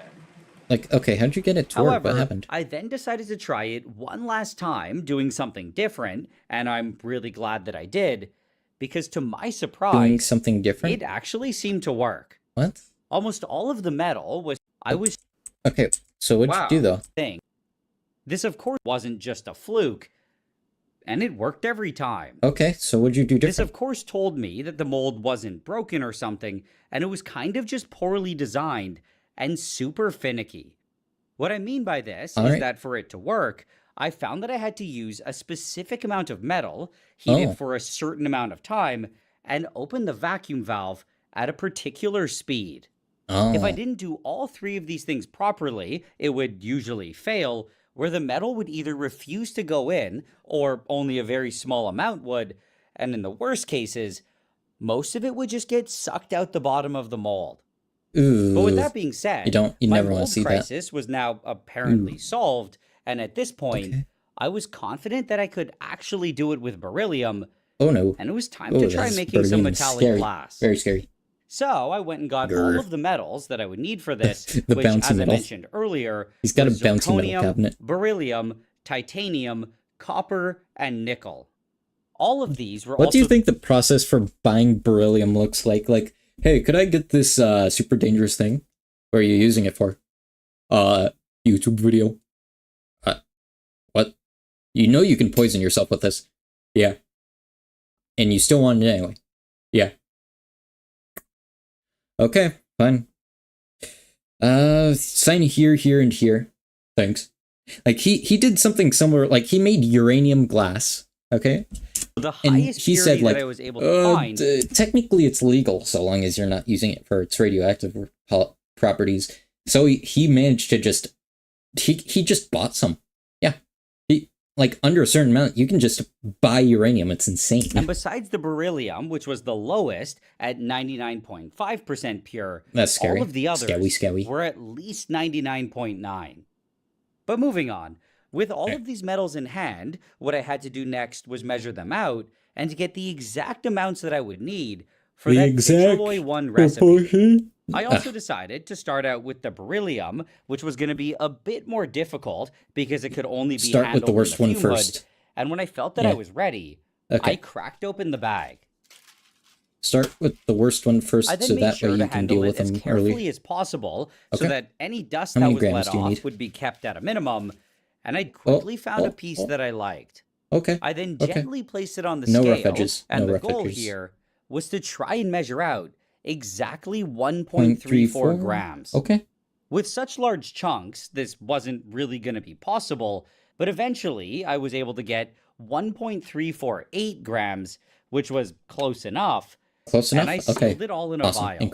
In a vial. I then spent the next 20 minutes measuring out 5 more vials of the beryllium, which would give me a total of 6 separate attempts at making the metallic glass. Okay.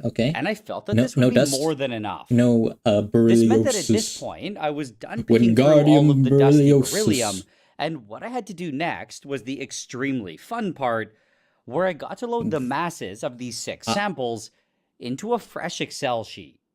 From there, I was able to do a bunch of calculations, where the first one was to convert all of the molar percentages in the recipe to mass percentages, and when I was eventually done several minutes later, I had the final amounts of each metal.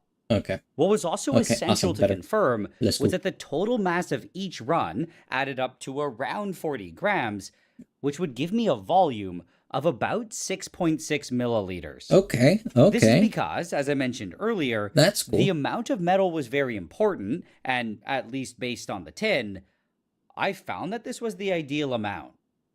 But either way, all right, with these numbers in hand, I ended up spending the next hour measuring out all of the other metals, which was honestly a lot more tedious than I thought. This was mostly just because there was a lot of them, but also because I had to use bolt cutters to carefully shave off small amounts of the pellets to get to the exact measurements. Dang, really? Eventually, though, I was able to finish measuring everything out, where this was what I would be using for run 1, and I thought that it was kind of interesting to see it laid out like this. Yeah, it was also kind of satisfying to see the other 25 vials that I would be using for the rest of the run. And at this point, I was almost ready to make some metallic glass. Staircase. That's nice. The only other thing that I still had to do was move the entire arc melter to my fume hood, which was honestly kind of a huge pain, and to also add a HEPA filter to this part here, which would trap any beryllium dust or vapor that might get pulled out by the pump. Okay. Also, while I was at it, I decided to add a two-way valve to the argon input at the top, which I should have done from the beginning, and I replaced the power supply with one that I'd found on Amazon, because the original one was kind of a piece of crap. With all of this in place, though, I was finally ready to try... $14,000, and one of the things that came with it was a piece of crap. That's a scam. Making some bouncy metal, and after months of preparation and waiting, I was very excited to say the least. So I just immediately got started, and the first thing that I had to do was add all of the metals to the copper crucible, which you might have noticed was different than the one before. This is because I swapped out the one with the mold for this one that instead had a huge well in the center, and that would actually be able to hold all of the loose metal pellets. Oh, okay. To a small well in the back, I also added a bunch of extra titanium pellets, which was very important, and I'll explain why in a bit. With everything loaded up, though, I then closed the chamber and I started clearing it from air, just like I'd done many times before. Tell me while why. I was doing this, I kept the fume hood glass as low as possible. All right. I had also hooked up the vacuum pump to another foot pedal, and I moved the argon valve really close to the opening of the fume hood, which allowed me to do all of this while being completely protected. Right now, this was probably a bit overkill, but it wouldn't be later on, and to prevent any possible screw-ups, I decided to just do it like this every time the chamber had to be cleared. When I was eventually done, though, I was ready to start melting stuff, and I flipped on the new power supply. I then started blasting the titanium at the back, that is and this wasn't something that I had done before. Seriously, 2 videos in a row, we get flashbangs. Earlier, it was Russian Badger doing repo, and now it's this dude with his arc melter. This was very important. This is because even though the argon that I was using was 99.999% pure, it probably still contained a very small amount of moisture, carbon dioxide, and oxygen, which could all react with my metallic glass and potentially contaminate it. So I was, of course, going to have to do something to try and get rid of them. And thankfully, this was supposed to be easy to do by just melting some titanium, except, unfortunately, I was going to have to do this every single time. Really? With that being said, though, I was now finally ready to try combining all of so you make it react with the titanium first, so it doesn't react with, like, the actual metallic glass. Oh, that's really, metals, that's really cool. And to melt the scary beryllium, and I would be lying if I said that I wasn't at least a bit you're nervous. Kiting it, yeah. I was also kind of assuming that this whole process would be the relatively clean and real. nice, especially after melting the titanium, but I was almost immediately proven wrong. Right away, there was a bunch of smoke that was being let off, a lot of fumes. which I thought was interesting, considering that the metals were supposed to be super pure.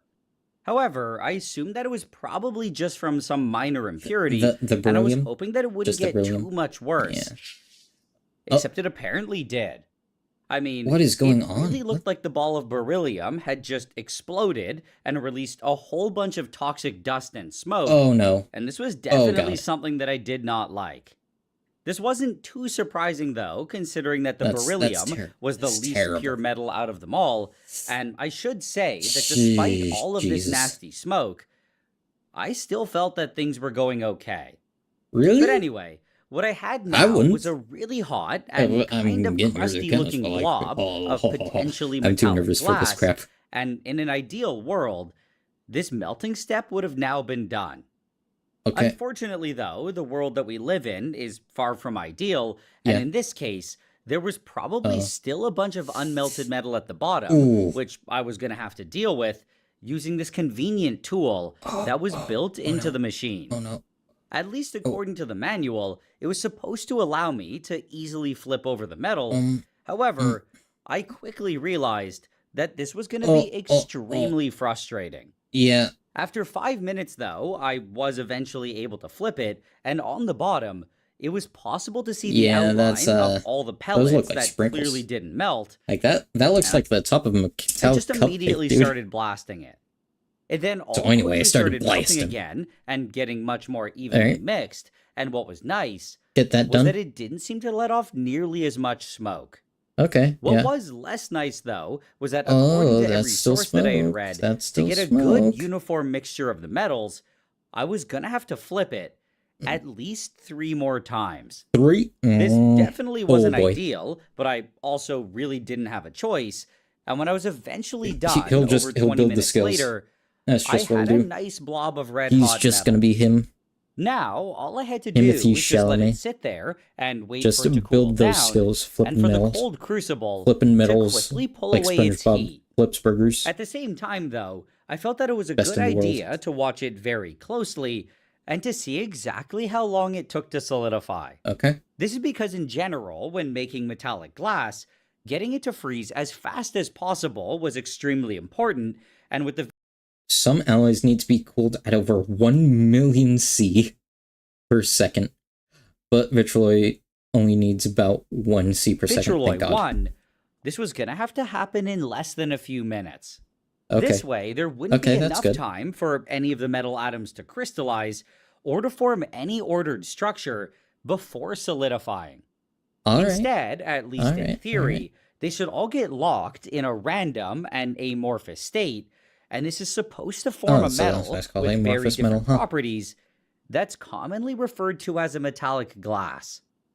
With that being said, though, at this point, it looked like it had completely solidified, and considering that it had only taken about a minute, I was relatively confident that this was metallic glass, and that I now had a beautiful blob of bouncy metal. Before drawing any real conclusions, though, I was first going to have to get it out of this beryllium-riddled chamber, and with this setup, I don't want to make a ball out of it. Thankfully pretty like a easy. Metal bouncy ball. All I had to do was lower the glass as low as possible, and to pull out all of the dust by turning on the vacuum pump and trapping it in that little filter. Big old bite of them. I then refilled it with argon, and I repeated this cycle a few times just to make sure that there was absolutely nothing left. After that, I flipped the two-way valve, which opened it to air and equalized the pressure, and now I was able to safely open it. Oh boy. So I carefully flipped up both of the clamps, and I slowly lifted the chamber to reveal my beautiful chunk of hopefully metallic glass. Oh, I would not open the window that early. Using some tongs, and I wiped it down with some wet paper towel to remove any toxic residues. And I took it's all toxic residue. There's beryllium in it. It's like the second biggest component, right? And what honestly kind of surprised me was that at least in this form, it didn't seem like it was anything super special. It really didn't feel any different than normal metal, and I mean, I know that I was holding it with tongs, but still, with a density somewhat similar to pure iron, it kind of just felt like one of those iron blobs that I'd made earlier. I, of course, couldn't just judge it by how it felt, though, kind of makes sense, and I was going to have to be a bit more scientific. Be a bit bouncy with it. And I was going to have to do an actual test. So I went and got one of my ball bearings, which are normally used to just shoot from a slingshot, and when I dropped it, I was pleasantly surprised by what I saw. It's bouncy? I mean, it obviously wasn't even close to as good as what Steve Mold had, but it definitely seemed like it was abnormally bouncy. and I thought that it made a really interesting sound. There was something about it that just sounded springy to me, and I felt that this was a really good sign. To be absolutely sure that this was anything special, though, I of course had to compare it to some regular metal, and I decided to just use one of the blobs of iron. The best one. Then all I had to do was drop the ball bearing, summer, and I was honestly a bit worried that it would end up bouncing just as well, and that what I had made was actually trash. Yeah. Except it was almost laughably bad. It wasn't even close to anything that I would say even resembled a bounce, and this told me that I was definitely on the right track. Yeah, that's really cool. At the same time, I also felt that turning what I had into a proper flat disc and that giving it a solid base to sit on would make it significantly bouncier. Summer's the worst, spring's second worst, then autumn, then winter. Before moving on, though, I was first going to have to finish melting the 5 other runs we mostly agree, except clearly spring is the worst. No, just gross. No. Summer, at least you can go to the pool. The pool's great, but like, no spring. No spring. Prepared, and I did my best to do this as fast as I could. However, despite this, it was still a very long and tedious process. Summer's great. And what made it You're even just worse a worry was wart. that runs 3 and 6 apparently had beryllium that was even more explodey, and it looked like the beryllium was sprayed everywhere. It also... Yeah, beryllium. The beryllium is terrorizing me. I hate that. No, don't. That's bad. Summer bad, heat bad. Of course you would say that. That makes perfect sense for you to say. Alright. Also filled the entire chamber with so much smoke that it was almost impossible to see anything. And this was quite I mean, like, I agree, but not to that degree, right? I don't like spring because, like, you know, what's really notable about spring? There's nothing notable about spring. I would rather die of hyperthermia than hypothermia.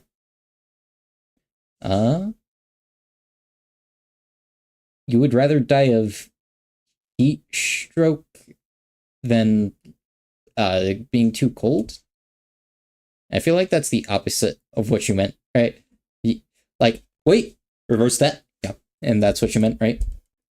Unfortunate to say the least. On the bright side, though, the other runs seem to be totally normal You brought out not the even fancy, make that the much fancy smoke. words. And I also ended up seeing something that I thought was really interesting. More specifically, this was really during pretty. run That's really 4, smooth. when I had accidentally touched You would rather die of cold than heat. Yeah. it before it had fully solidified, and this caused a small amount of it to get pulled away as a I don't like little that. string I don't like of that. goo. I don't like that. And this wasn't like any other metal I had ever seen. In my Goo. opinion, it was a lot more like It's a goo melted string. plastic or molten glass, and I felt that this was another Because really good metallic sign glass. that Yeah, I had that makes actually sense. made metallic glass. But Yeah, anyway, that makes when I was sense. eventually done, that's 4 hours later, I had... Holy crap. Look at... I'm sorry, like, in terms of beauty, okay, it's run 5, then 4, then I would say 1, then 2, so 5, 4, 1, 2, and then 3, and then 6. Yeah, I definitely think so. That is my strong opinion on which ones look the best, because look at how smooth and shiny that is. I have a very simple Oonga Boonga brain, but look at number 5. 6 I love beautiful so much blobs that. of metal, and I was feeling... 3, 4 beautiful blobs of metal. And yeah, look at that beauty right there. pretty hopeful. I also did a quick... 4 is your favorite? Yeah, I can see why. But like, you know, look at 5 though, dude. Like, that looks like it's still liquid. That looks beautiful. 1 looks good too. Yeah. I can see like why 5, 4, 1, and maybe 2 would be your favorite. But for 3 and 6, I couldn't see it. Sorry, not me. Full blobs of metal. Yeah. And I was feeling pretty hopeful. I also did a quick 2 ball is bearing test to... Listen, flat is justice. confirm that they were all bouncy, and at Oh. least from this, Therefore, too flat, therefore good. All right. they all seem to be about the same. Awesome. Incredible. The only sad part was that when I weighed them all, the ones that were extra explodey had lost way too much mass, and this that's told not me good. that most of the beryllium had probably blew just up. been sprayed around the chamber, and I wasn't going to be able to use them. Oh. However, Oh, I that didn't think sucks. that this was a huge issue, because even without them, I would still... Oh. So the extra exploding ones were just objectively worse. See, it's scientific that 1, have 2, 4 attempts to make it. 4, and 5 are the best ones. That's a scientific fact right there, and I will accept no other explanation. Discs, and Very I felt cool, that very this was cool. more than enough. With all that being said, though, at this point, it was getting really late, and I was Truly completely beautiful. exhausted, and I decided to come back to it the next day. When I returned in the morning, I was really motivated to get started, and I want to clean out that fume hood, dude. At this like arc melter. Like seriously, like the beryllium exploded in there. first thing that I You did lost like was half a swap gram. out the crucible for the one with the mold. Okay. I then dropped in some fresh titanium, and onto the mold, I added the metallic glass that Okay. I'd made in This the is. I think this one is 1. I think this very one's first number 1. run. Okay, it is After 1. that, I closed everything up, I quickly recognize did it. all of the argon cyclings, and melted the titanium, and I was ready to go. All right. So I just started blasting it using the Oh, same smoke bomb, technique flash that I'd bomb, flash successfully grenade. used on the tin, and when I felt that it was hot enough, Oh. I carefully opened the vacuum to the mold. This then caused almost all of the metal to Jeez, get that quickly is so sucked bright. in, That is only so leaving very behind bright. a small bead at the top, and I was All right, genuinely cool, shocked cool. that it had actually worked on my first try. Huh. Okay. Awesome. So apparently, all of my practice had paid off, and now, Okay, but is there a inside the proper mold, disc in there? there should have been a nice and hopefully perfect disc of metallic glass. Will it be good? Will it be good? The only thing left to do was to get it out. I'm and to still do nervous that, about I dealing with quickly beryllium, cycled man. it with the gas, and I flipped open the chamber. Okay. Then to release the mold, I added some screws, and with a makeshift piece of metal, I was able to carefully pull out the entire thing.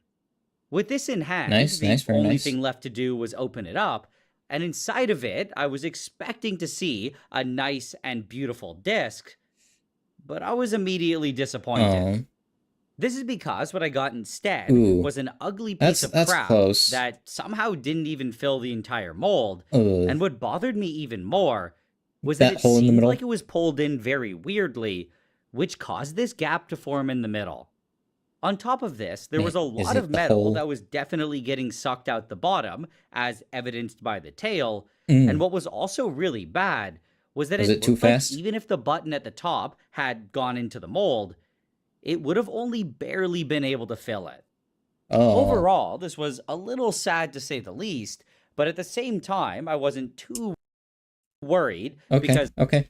You still got 3 tries. I have high hopes for 5. I have really high hopes for 5. That is a perfect disc. I, of right course, there. still had a few more attempts, and I felt that they would be more than enough to succeed at least once. Mhm. However, apparently, they were not, and while the next attempt was technically better, the one after that was an absolute disaster, where almost all of the metal had gone right through the mold. Oh. This left me with only Okay. one 5. Here my last goat. try, 5. You and got at this, this point, right? I felt that it was pretty clear that I was going to have to do something different. 5, my so goat. I decided to cut off some of the extra stuff from all of the failed attempts, Ooh. Oh. which really did feel like trying to cut glass. Holy. I then combined all of it together, and I was hoping that with all of the extra metal, it would actually fill the mold, except it was the complete opposite, and I was never What? able to Why? get any to go in.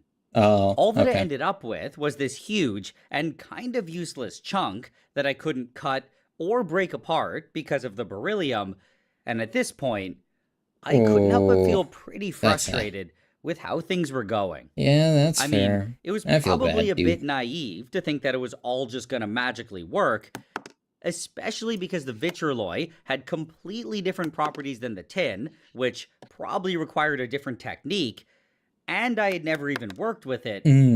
But still. After all of these failed attempts, I couldn't help but kind of lose any faith that the mold was actually going to work or be remotely reliable, and I really did not have the motivation to spend another entire day measuring out all of the metals and then doing all of the melting and flipping, only for it to just probably fail again. Okay. Despite all of this, you still got there 5. was You still still some got 5. hope, My and goat I hadn't number 5. completely given up yet, because there was still one last thing that I had to try, which was that special 44mm well that I had mentioned earlier. Oh, right, I right. made these just you got in this. case this exact scenario happened, where the mold completely let me down. My goat And in my mind, 5. they were so simple. You're so ready for this that game. there was no way they wouldn't work. However, long story short, it again ended up being a complete disappointment. No! 5! How could you betray me like this? And this is because it didn't at all spread out into a thin layer like I was hoping it would, and instead it just sat there as a ridiculously 5. thick blob. I 5, what would you do this to me, 5? And I decided to keep adding metal until I got a full disc, which ended up taking all of the metal that I had. And when I was eventually done, I was left with this horrifically ugly monstrosity. That looks like a on cat's the bright butthole. side, unlike all of the other attempts, Oh, it hey, that's was fine. actually a full disc, and there was part of me that wanted to just accept this as my final result and call it a day. No. But I knew you can't do down it. You're too that it was complete trash. You're too much of a big man. There was for also that. no way Look, still 15 for minutes me to left. fix We it got this. without a ridiculous amount of grinding or machining. You got and this, it was King. at this point that I basically just gave up. Over the next few weeks, though, I Really? couldn't stop thinking about it, even while I was working on other projects. Okay. And inevitably, I ended up with a bunch of ideas that I really wanted to try.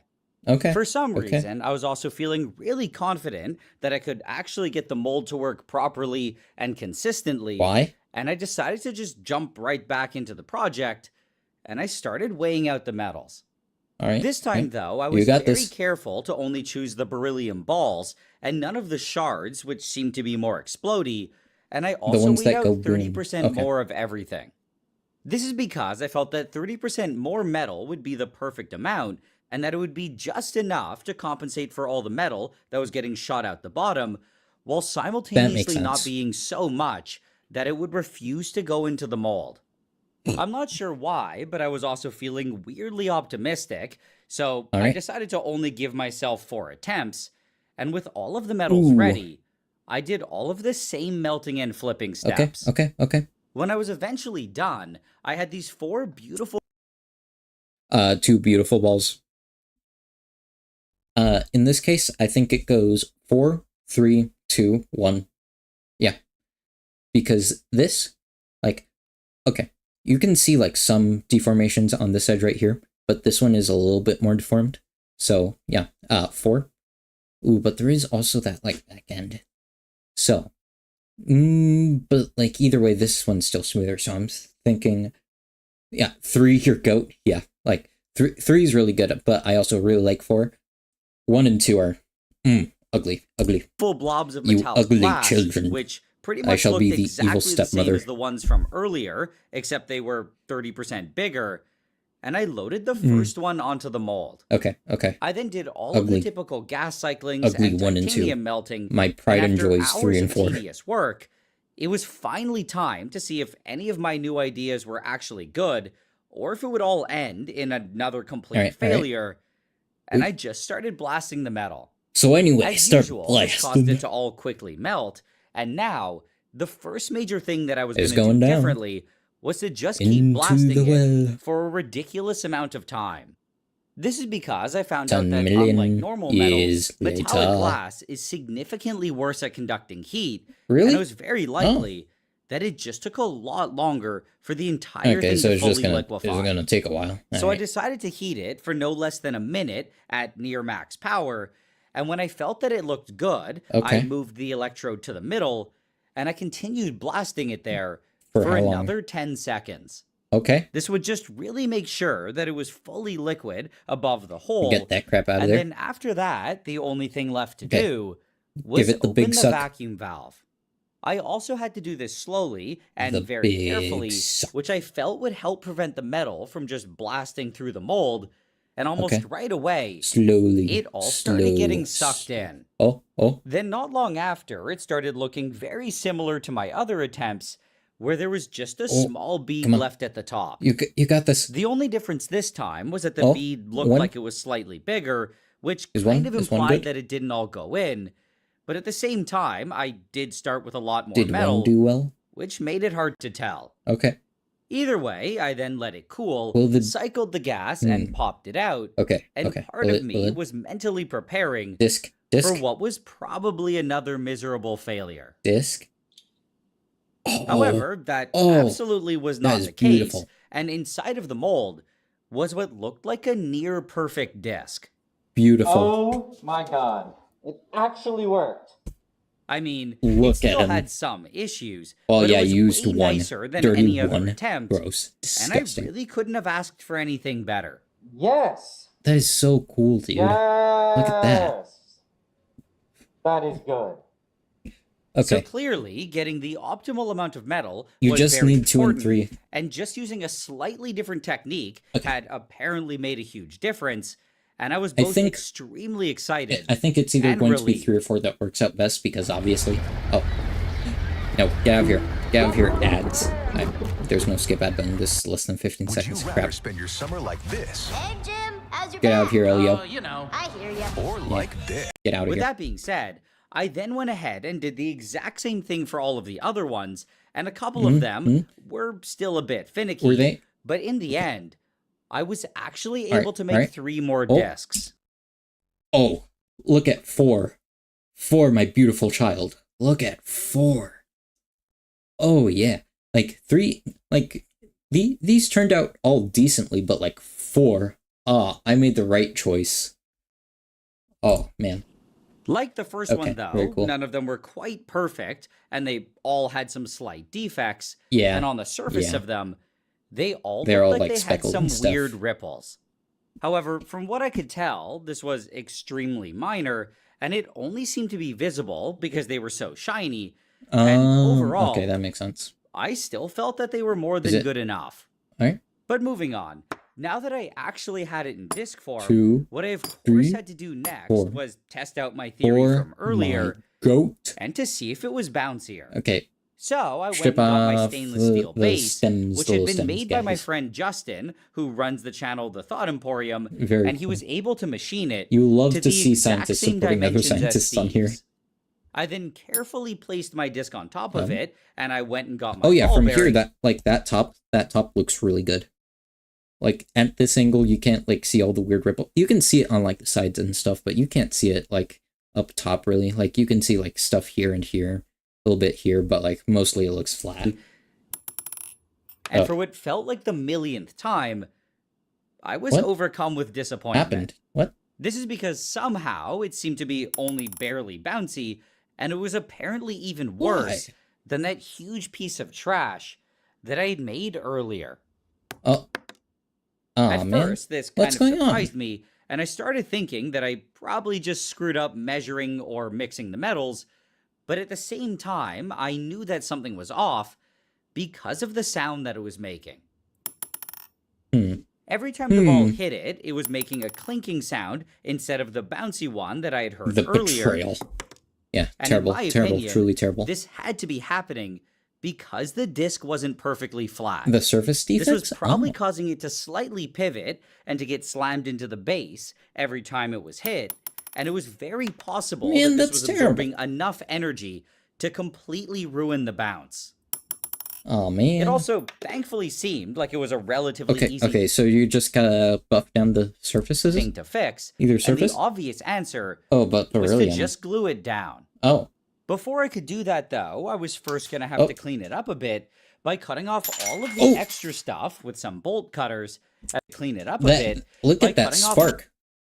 Like, frame by frame. Look at those sparks shooting out, dude. Oh, man. all of the extra stuff with some bolt cutters and by shaving down the nubs with some wet sandpaper. Oh, I also wet had sandpaper. to very lightly sand down the side that I was going to glue so that it would stick better, and I did make I would also sand down the other side too, just to make it a bit flatter of dust surface, doing right? this, but it was also completely unavoidable. When I eventually felt that it was looking good, though, I shot a bunch of super glue onto the steel base. That looks like a waffle. He just... Listen, this is my midday snack. It was looking good, though. That's why you gotta put that good syrup on it. That Aunt Jemima's or whatever. That Mrs. Butterworth. Steel base, and I quickly squished on the desk. I also slid it around to make sure that everything was covered with glue. All right, and I honestly did a pretty horrible job, and the glue is dripping everywhere. However, regardless of that, not I much you can still do felt about it. that things were going pretty well, and after waiting a day for it to fully cure, I quickly cleaned it up. I then carefully slid some acrylic tubing over it, which I was able to find on eBay, and now it was time to see if the glue not exactly had the most magically fixed everything. expensive thing. So again, I went and got a ball bearing, and I nervously hovered it above the tube, will it be enough? It did somehow magically fix everything. Oh, that worked. I mean, it definitely seemed like it was bouncing just like in Steve's video, and thankfully, it was no longer making that clinking sound. That's so cool. The new sound that it was making was definitely more bouncy, and it was much louder than I expected, and at this point, I was still genuinely surprised that it was actually working. This metallic glass stuff is really cool. That is... Is bunny hopping all over the map? really cool. Bunny hopping to go faster. You gotta go fast. Oh. It's actually amazing. But with that Yeah, being it's really said, cool. I was now super happy and relieved that the glue had worked, and at this point, there was only one thing still left to do, and that was to get all of the Tax other evasion. discs onto a steel base. All right. So I quickly cleaned them up, My just like the goat first port one, is going to be the and best I glued one. each of them Okay. to a fresh steel. You still putting your bets on 3, Sisnicla? You're still putting your bets on 3? No? Yay? Nay? Cylinder that Because I my made bets are on using a 4 to be service the best called bouncer. Proto Labs Network. This gave me a total of 4 nice-looking little setups, and with all of the extra stuff that I had to cut off, I was actually able to make a 5th one. What? Really? Okay. I then gave... Okay, fine. Okay, we got a new contestant, so we have to reval. I was Okay. Surface defects. Okay, I think 2 is cleanest, both on the sides and on the surface. This actually looks the flattest. I think those are like chips from him shaving stuff down. So overall, 5 looks the flattest. So I'm actually going to go ahead and vote for 5 as the one that's going to bounce the most, because it's just got the nicest, flattest surface, right? Because this guy's that weird divot right there. Actually able to make a 5th That's one. what I'm thinking. I then gave all of them their own tube, and now I was finally able to do what I dreamed of when I started this project, and I 2 and tested 5. them all at the same time. My best bets are 2 and 5. This was honestly mostly just for fun, but I was also really curious to see if there would be any difference. He put them all down at the and same I wasn't at different surprised times, to see so I that can't there really tell. was. I mean, I think the metallic glass itself was mostly fine, and I think the main difference What's just going came on? down to the quality of the disc surface. For example, Oh yeah, 1 and 2 are going great, but the third one had by far the crappiest surface, followed by the 4th, where both of them had little bumps and divots that I was hoping wouldn't 5 went out. Wait, no, they all be a started at different problem, times. What are you talking about? but they consistently performed the worst. In theory, though, I think that this could all be easily fixed by just grinding and repolishing the surface. But you'd all undo that because as of right beryllium. now, I don't really have a way to do that safely. Yeah. At the same time, I'm also more than happy with numbers 1, 2, and 5, which seem to perform almost just as well as Steve's. That's really cool. And that's more than enough for me. This is because it allows me to keep one for myself. I wonder give one what to other Steve, applications which there I are for promised I would do metallic in a glass. comment on his video, And to also Like, give what one you away could to you actually guys. use that for other If than you want a bouncing chance balls? to get it, there are also no real requirements, and you don't need to subscribe or comment or do anything like this that. 9 months ago. All you need to do is send a nice Opera. email to giveaway at Nile. I don't have Opera. I have Opera GX. That's yeah. Red.ca, and after a week, I'll have the winner randomly picked. And just as a God, point of that's safety, really cool. because I don't think I said it in the video, the metallic glass in this disc form is totally safe, Right. as long as you don't break it apart or try to sand it or grind it. Yeah, no But grinding. with that being said, No in grinding. the end, No this clubbing. project Don't turned go out to be clubbing. a lot trickier than I thought, especially with the whole You'll only hold find setup. horrible betrayal. And I'm glad that it actually Okay. worked out. Yeah, What's that's also so nice cool. is that it gave me a huge interest in metallic glass in general, and I plan to Really? do some more videos on it in the future. For now, though, I think I'm Okay, done that's- working with nasty that and is toxic fascinating. beryllium, and I'm gonna try focusing on some even more dangerous projects, like making nuclear-powered glow toys. Oh, Alright, so this idea is something that I've been Niall, wanting to do for years, what are- ever since I made what- regular glow toys. what sorts of mental And I illness do you think I'm have? pretty close to being able to do You're it. great. There are still just a few things to work You have- out, you have though, to make several sure kinds that of it's all mental done illness, safely. and you're amazing. And it may Thank you. or may not end up being really expensive. So, Definitely this is seems why, like it. as usual, I'm extremely thankful for all of my supporters on Patreon and for my YouTube members for making projects like this possible. And of We course, appreciate you for the too, sponsor Niall. of this video, Opera. I've been using Opera on desktop for a while now, No, and in my opinion, that was not. I it's did still not my mean to favorite hit browser. F1.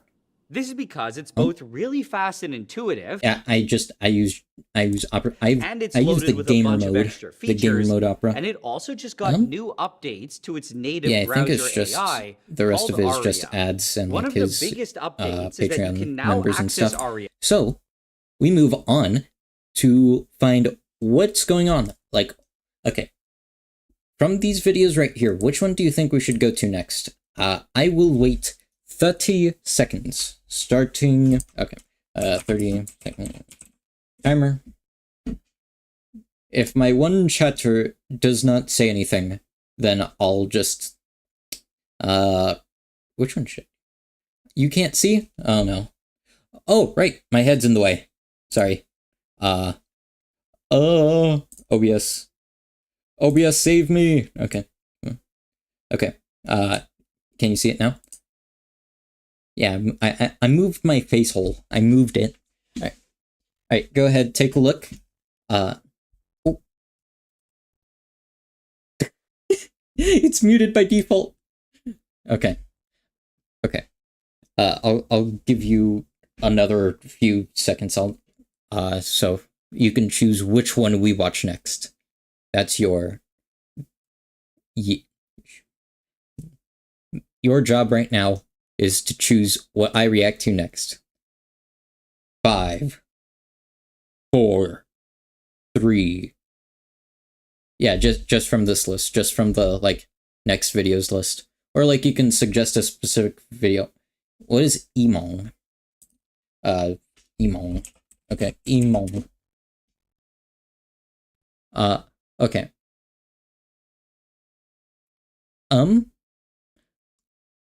Okay. You good with this video? Like this Emong video? He does Rivals too. Okay. Emong. Alright, let's see. Let's see what's go. So, Let's see watching what's a this. Diamond 2 support on PC playing Kiriko and Moira on Antarctic Peninsula, and they say, hi. That's a This lot of game information made that I me don't really care about. sad and frustrated afterwards because Oh. my Tracer and Tank basically blamed the whole loss on me and my other Ooh, support. that sucks. Constantly That's- typed at us that's to a bad take situation. space because we were sitting on site too far back while they were making space. Sitting on site. All right. I thought they were just not being strategic about their dives and blaming it on us that they couldn't get out. By Weirdos, point 3, stupid. their constant typing and rude comments really got to me. And I started making Rude, silly plays very trying rude. to appease Terrible- what they terrible wanted from people, me. I'm all hoping you can Overwatch tell me if players. I'm in the wrong I or mean, not, and what I play else I'm Overwatch. I missing got on an my climb Overwatch to player in my chat. masters. You're very Thanks. rude and Kiriko's a evil. good pick here, no problems at all. Okay. Going for some early spam. I think this person said Kirko the more. ones that will be aggressive I've here. never seen this map before. We'll This looks like a really cool map. Oh, cool. That's a Reaper. Schmovin'. Oh. Basically, I can show you what happened here. And this is like where as a tank, I always say, I try to pay attention a little bit more of what's happening to the backline. So sometimes when you watch me play, I kind of like flip my camera like this sometimes. Please, and the reason why I do that is because of this exact reason. And I'll show you what happens. Again, it's easier said than done, but I'll show you what happened here. Okay? You're all setting up. First of all, give you an idea. Your Winston's in a good spot. Your Tracer's set up in a good spot. All right? Here's the problem that happened. This right here. Reaper comes in.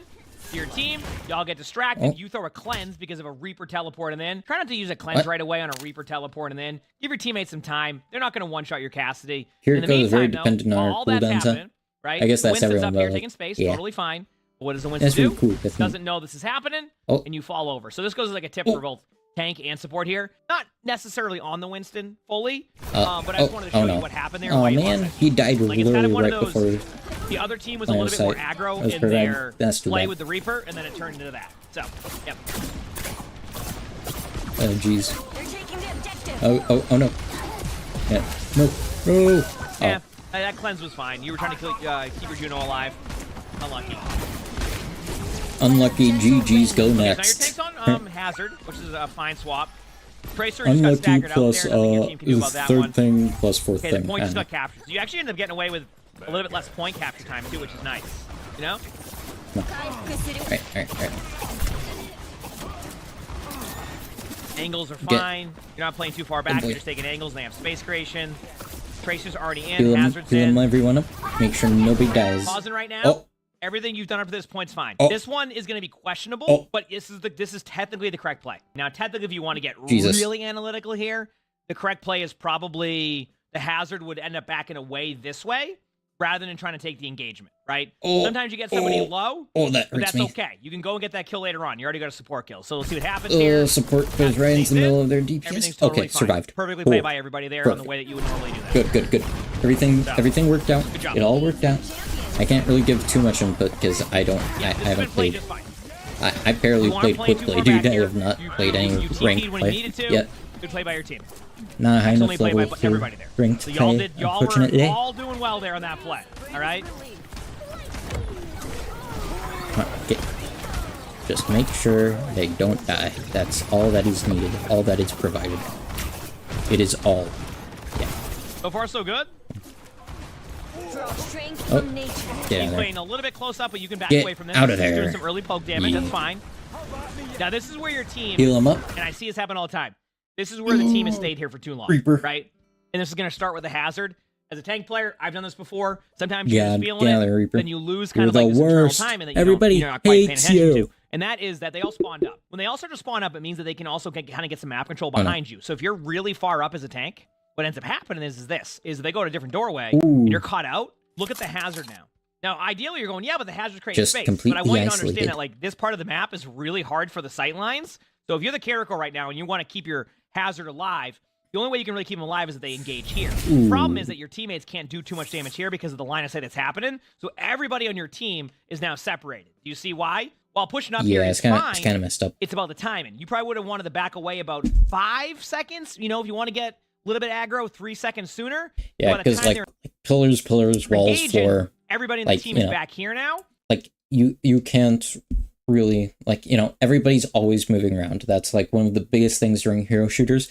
You can't stay in the same spot pretty much ever unless you're being like a troll of a Spidey and just freaking like jumping in on top of them.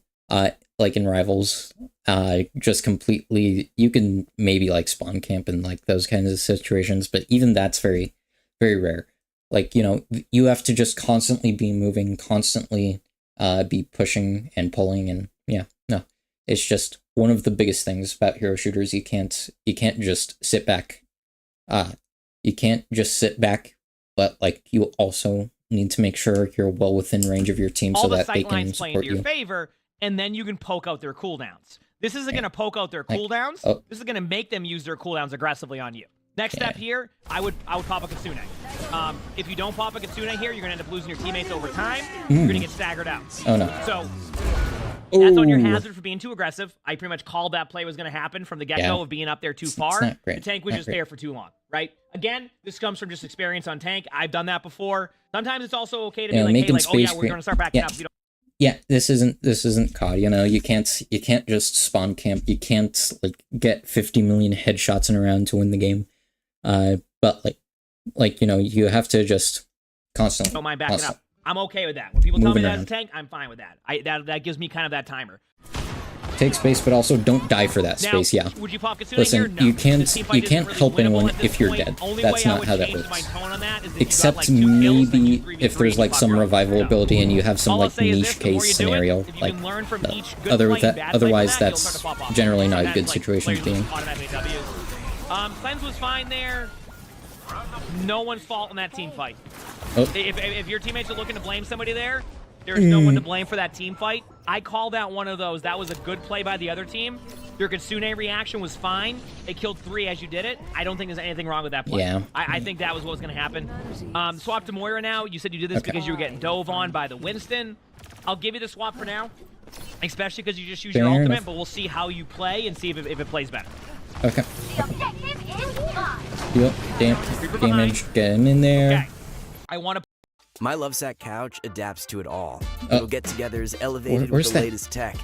Get out of here, Big ads. messes. Bad. Point out Get again, out. Reaper No. is distracting you by just teleporting in. I'm not saying don't pay attention to the Get Reaper, away from me. but remember, Reaper's locked out during that for a second. So use that time to back away and reposition rather than just stand there and stare at the Reaper. While you can do Okay, a really that good makes sense. over Yeah. time damage, Like as he's spawning in, like there's a little like window of immobility, so you know you just get away fast as possible. it's going to be Right. your Cassidy Don't- that's don't going to be focus able on to go damage. for the Don't- follow-up initially, Right. and then if they're low, you can do that. Let's watch it from this point of view. Okay, the Oh. Hazard and Tracer are ready to go in. There's the engagement. Okay, All right. at this There point, it your is. team needs to set up. Right, your opportunity here is to go set up with your team because now the dive is being set. Right, Tracer might be a little bit early, but not too much. Totally fine. Yeah.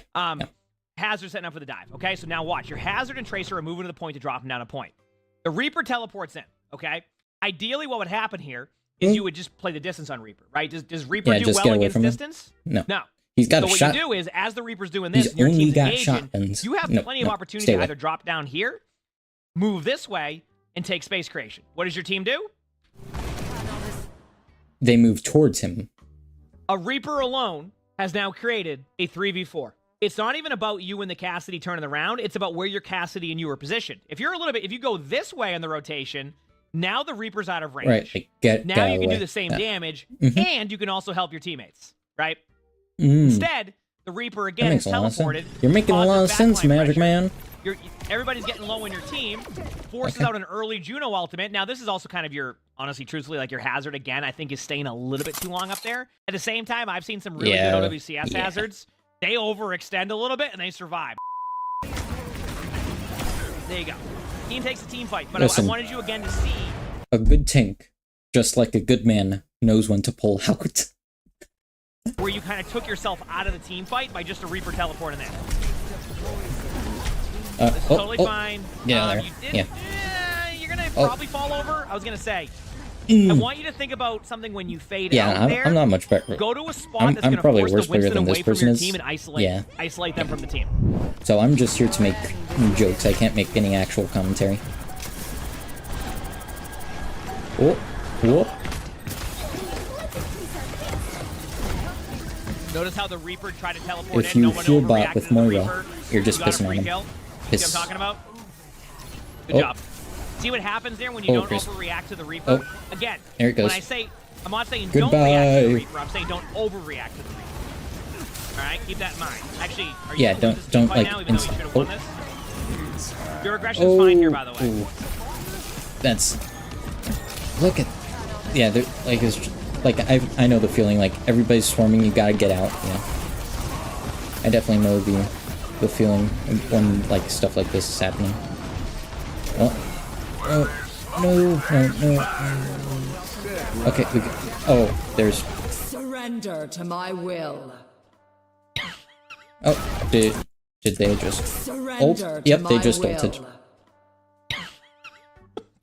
Moira has a long range on heals. I wouldn't say it's that long of a range. Ooh, all right, so no. try not to waste your resources like that by just spamming your heal. I mean, maybe that's what your Tracer saw because they got killed by the Winston there. And they're like, you're playing too far back. But yeah, you know this. I wanted to pause for that moment. That was great. Good Moira ultimate. Again, good survivability there too. Just keep it up. Good first round. Plus a high noon. You can't leave cover for positioning. Yeah. Again, I kind of showcased where everybody was making their good plays, bad plays. Like, you never want to be out in the open with something like, like a high noon or like judge, jury, executioner. Like, there are certain ultimates that you just should not be out in the open for. Like, especially if they're like massive big boy DPS that are going to instant kill you. Like, just completely wipe you off the map. Yeah. Etc. We'll see how the next round goes. All right, next round. All right. So, okay, so they win the first round, but they lose these next 2 rounds. So let's see what's going on there. Tracer got picked off. All right. Oh, no. Yeah, always listen. Supports support other supports. Okay. Because one of the biggest things you can do is just make sure that both of you stay alive. Because like the supports, especially in like rivals, I know supports aren't as critical for Overwatch. Yeah, supports, right? But like you always have to keep your co-supports alive. Like in orders of priority. Supports, then tanks, then DPS, right?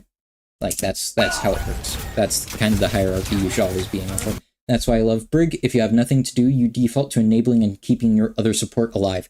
Okay, yeah, that's a, that is a good. It's triage. I have no idea what that means. I'll have to. What is triage? What's triage?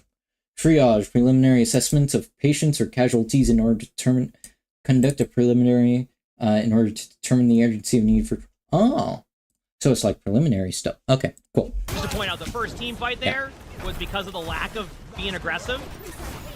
I run into that. But like, I will say, yeah, as a tank, I do that sometimes. Generally, keep your other supports alive. Because if one of you dies, then healing falls completely onto one of you, and you can just forget about healing like successfully. Right?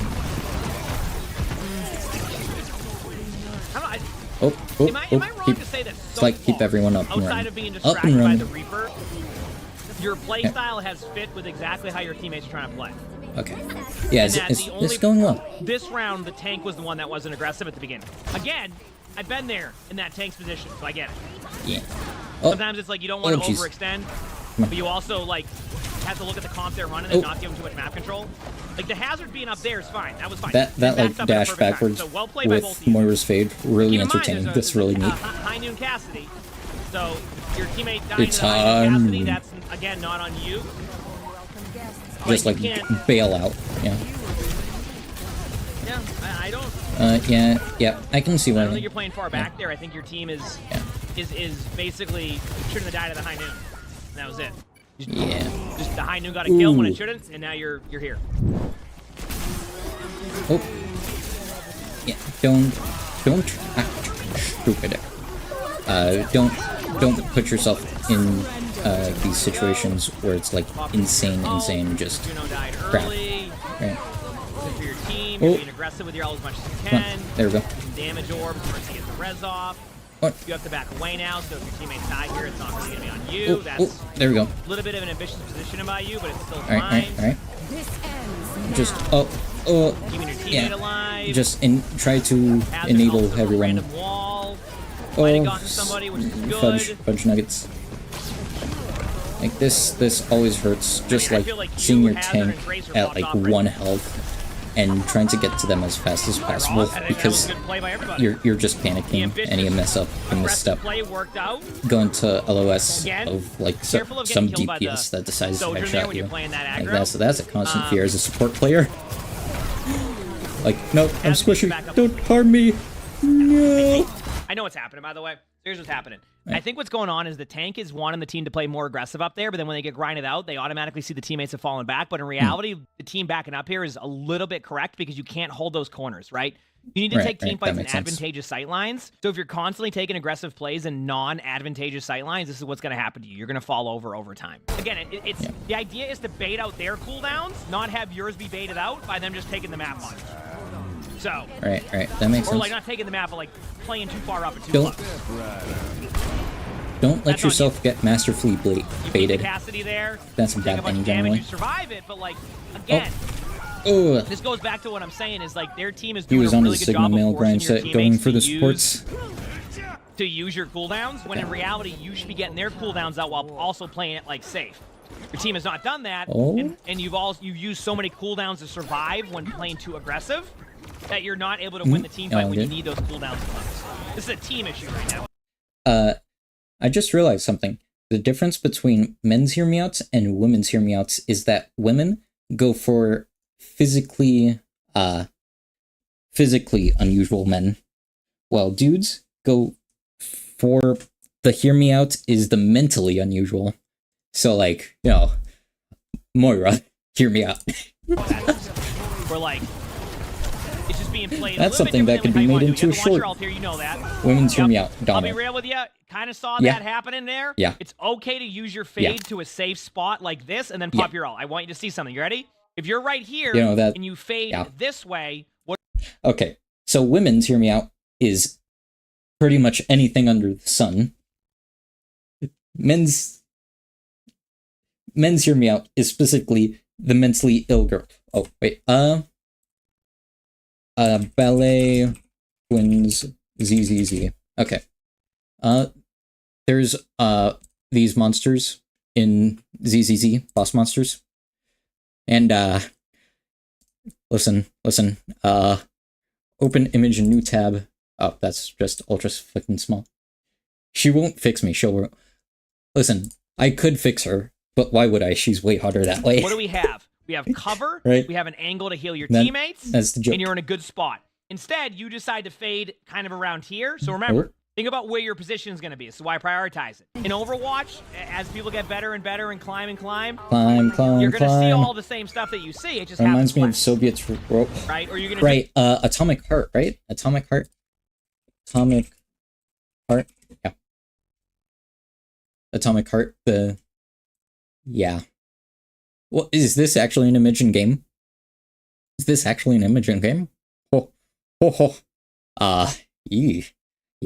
I can see that. I can definitely see that. Happen less. Oh, doesn't mean the plays don't happen, right? It's, you know, I'll be in a top 500 game and it's a top 100 lobby and somebody falls off the map on Rialto. Okay.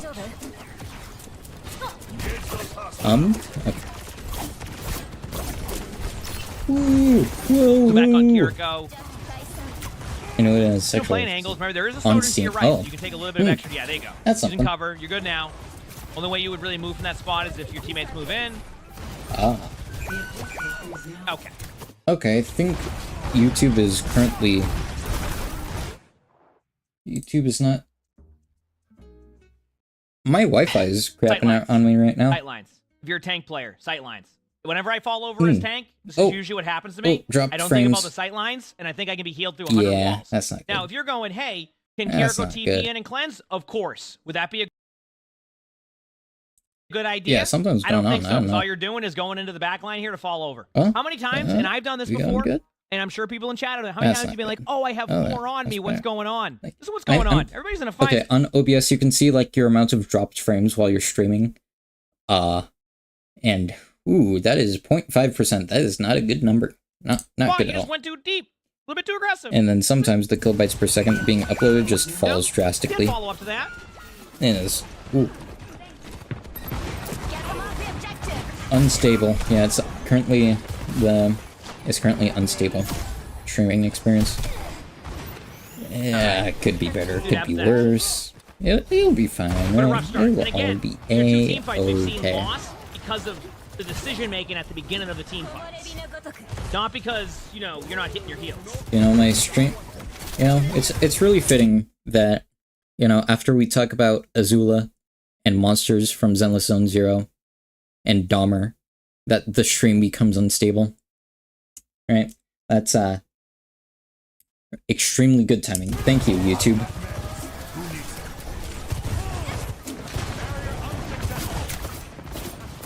Well, either way, I still have like the raw footage over on my other screen. It's the NSA. They don't want you hearing about the hear me outs. I said, you know, now that I see that, and I say correct TP, good play. You know, honestly, I looked at your vision. I didn't really see the Sigma. I'm not going to question the decision making because it is so hard to not plays you could have made here. That isn't a bad play. I think the Sigma just played it well. The Sigma recognizes you did that and turned around. Honestly, there's a world where you'll play against. Yeah, no. Ooh, what was going on? What is going on with my stream right now? That Sigma doing that, and they won't even turn. They end up getting the res, and then it looks a lot worse, and it actually isn't a play. God. Seriously, I'm dropping frames like crazy. I'm almost at 1% for drop frames. I look at that as you and your hazard and them being on the same page. Why would you do that to me? Wi-Fi. Why would you do this to me? How could this happen to me? I made a mistake.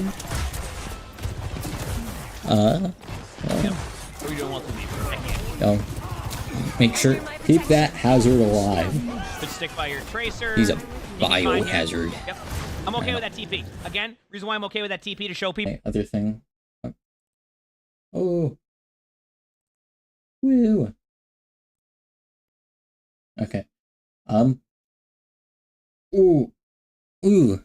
I'm just trying to open my stream and it's already stuttering, dude. What the heck? Like, this is not good. Okay. Ooh. I'm just. Okay. No. Mute that. No. Don't do that. Don't talk. Don't talk to me. Me. I'm now realizing I completely forgot to move my little PNG tuber dude over to where he's actually supposed to be. I completely forgot about that. Okay. We're still. Oh. Light lines you have. TP in there. You have cover here. If they do shoot at you, you have cover here, which you've taken. Your teammates can follow up and save you at angles. This is why it's a good play, right? Because it's into a safe spot. I just want to show people that people wonder how they can like TP. Safe zones are very good. Very good. Don't be afraid to shoot shield here a little bit. When you're in this neutral, don't be afraid to like get popped on and extinguish shield, right? A lot of people. Oh, drop frames 1.3%. Oh, that is worse. That is so much worse. What? Man. People look at the Sigma shield. I don't mind this Kitsune, good Kitsune. A lot of people won't shoot a Sigma shield. If you're. Oh. If this keeps going, I don't know. I might have to end stream. Like, this is not good. Oh. Yeah, no, my stream's like, I'm suffering. Apparently, it's bad, really bad.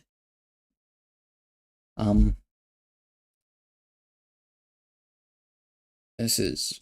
Never shooting a Sigma shield when it's up like that. Thank you. As somebody who has a lot of hours on Sigma, you not shooting the shield when it's just sitting there and nothing else is happening is a win for me. So just be very careful there. You probably could have had 3 shots on the Sigma shield there, and you're like, that doesn't seem like a lot. I'm telling you, it adds up. It goes a long way to that shield breaking. And that's why I'm saying, you know, if you're not going to shoot the shield there, look at the shield. Again, you put pop shots on that, it's a little bit different. That is a weird play there. Guy there. Okay. I think that's one of, again, I think the other team has made a better play. Straight up. What Lens was early there, but you don't need to re-engage, and that's your problem. Can you tell I think me? sometimes what you're doing is like maybe.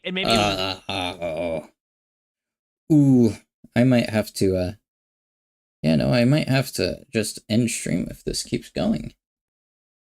Like, this is.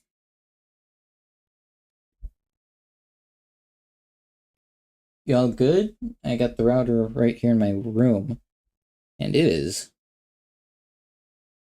Y'all good? I just tapped it on the head. I pet its head. So let's hope I don't get too many more drop frames. There's a communication issue with the. Seriously, if if the drop frames counter goes over 3%. Holy gahul, I think I saw God. What? What do you mean?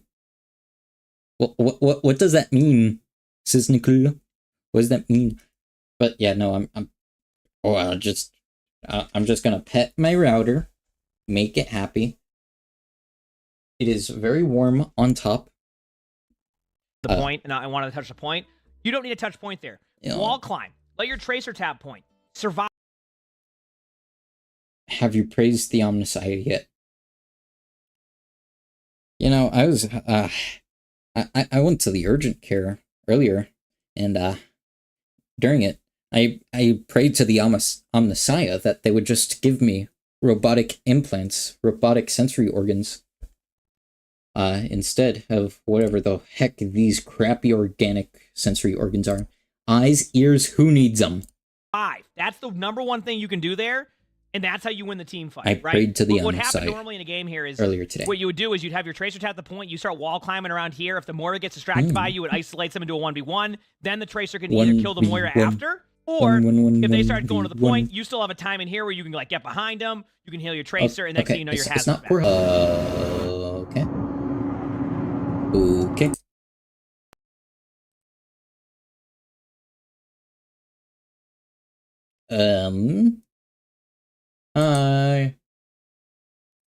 It's load. I don't have any ad blockers. Load. Instead, you kind of just run to the point, and okay, no, that is crunchy visual quality. No, I'm not.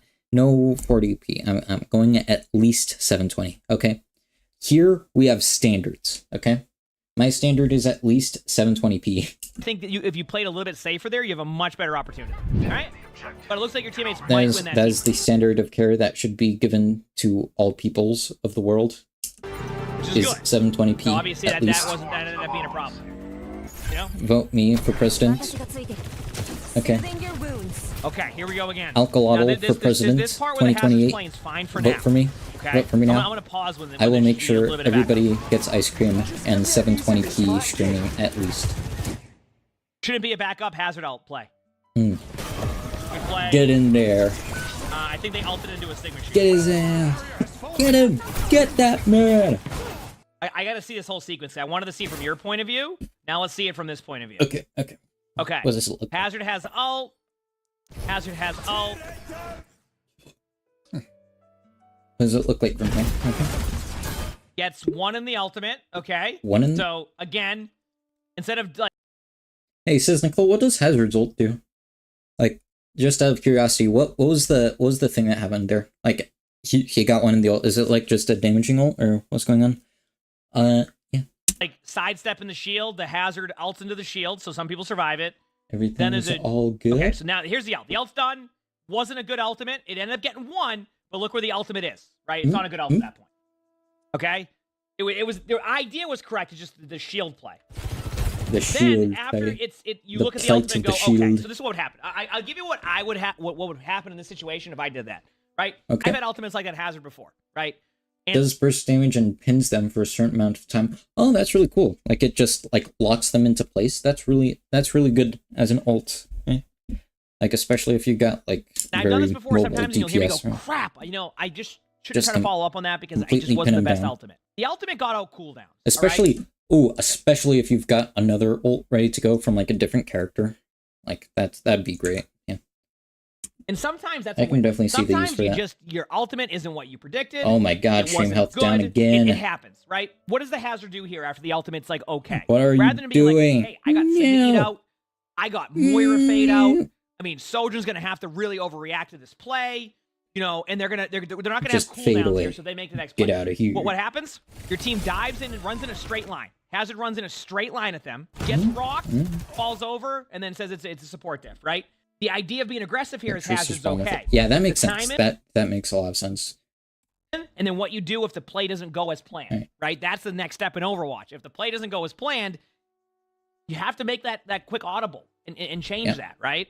So while just try your best. Do more, it's probably a low percentage team fight for your team. So yeah, that makes sense. And we can pause it right here because we know the game's about to end and you're going to lose the game there. My take on this, I think this was a playstyle issue where I think your teammates had the right idea of playing aggressive. The aggression timing wasn't good. You had some good decision-making. You had some bad decision-making. We talked about it. I think this is one of those issues where I think players just wanted to find something to blame, and then it had to be the Kiriko and then the Moira earlier, right? That's what it had to be, right? Yeah. I showcased all of the moments where I think there was a little bit of a decision-making thing, and I think that's what made the difference here. I really do believe that the decision-making at the beginning of 2 rounds by your team, and then the way that your team would follow up to ultimates or aggressive plays was just a little bit off, and then the other team just had really good reactions. This was fine. I think you played fine. I just think the other team played better and your team was on the same page. Hope you enjoyed the video. Like the video. Subscribe to the YouTube. Want to watch more of these type of reviews or other really fun stuff. Very, very cool. Very cool. On my YouTube. Like the box here. You'll. That was Emong. Go check him out. Like I enjoyed this video. Let's see. Who would be good? Okay. After that, let's switch over to rivals. Let's see my current obsession. Flats. Marvel Rivals. Rivals. Alright. Spectating bronze. Ooh, who to pick? Who to choose? Okay. Who to choose? There are some that I have seen, some that I haven't. I don't think I've seen the Spectating Bronze Invisible Woman yet. I don't think I have, so I'm going to go with that. This dude is Flats. He's pretty neat. I enjoy his spectating bronze. I think he's very funny. When he is spectating bronze. I think your stream is still. Yeah, no, it's not great. Like literally every minute for the past 4 minutes, I have like under the stream health tab in YouTube Studio. It goes stream is healthy, error stream is healthy, error stream is healthy, error. Yeah, that's how it's going right now. It's not going so well. Ain't going too hot. Content for you guys today. A bronze 3, so bottom of bronze, invisible woman player. 3. And they sent this. 3. Number 3. So you know what? It's not a good sign. Good. So without even looking at it, I managed to claw my way up out of bronze. I mean there is rank inflation, so without that rank inflation, I'm probably like bronze 1, maybe. But right now in Marvel Rivals, I'm gold 2. Anything yet? There's probably a bajillion things that are probably wrong here. But sure, we could take a little look. 1 bajillion. Very specific number. Thank you. What in the world is this hold from them? I gotta check. Was this PC? It is PC. I feel like I'm watching everything in slow motion. Like the only shooting one shot there, then just jump away, the looking, not really fighting back. Yeah, you gotta get moving, you gotta be healing. Like, it takes a little while. Heal your people. Like how you use them, because like you just randomly pull the Groot there, and it's like, well, why would you pull their tank and like 2 other people into you 1v3? Yeah, you know, like if they weren't scared, it's your spawn room. It's just like, what the heck? Wait, PC on controller? Wait, you're right, it is, because down here. PC on control. Oh. No. Okay, I mean, I don't know what the aim assist looks like in this game, that is, to be fair. but that definitely explains a little bit there. So real talk, you are just going to sit there and shoot your tank, and their tank is going to sit there and shoot at your tank, and their supports are going to do the same thing to them, and nobody's going to move. A shooter until somebody starts killing us DPS on the flank or killing a support. That makes no sense to me. Support died. None at all. No. Oh, but you got one like, of theirs you're handicapping yourself, basically.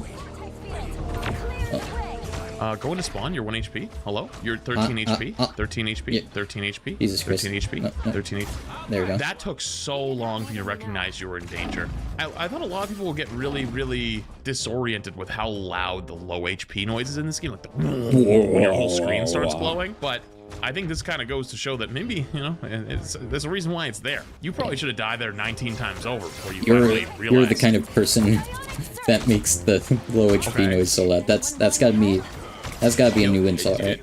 I'd help your rocket. Your rocket's 1 HP. You're so bad. The cardinal rule. You're so bad at the game that the low health sound is made so loud in games because of you. Alright?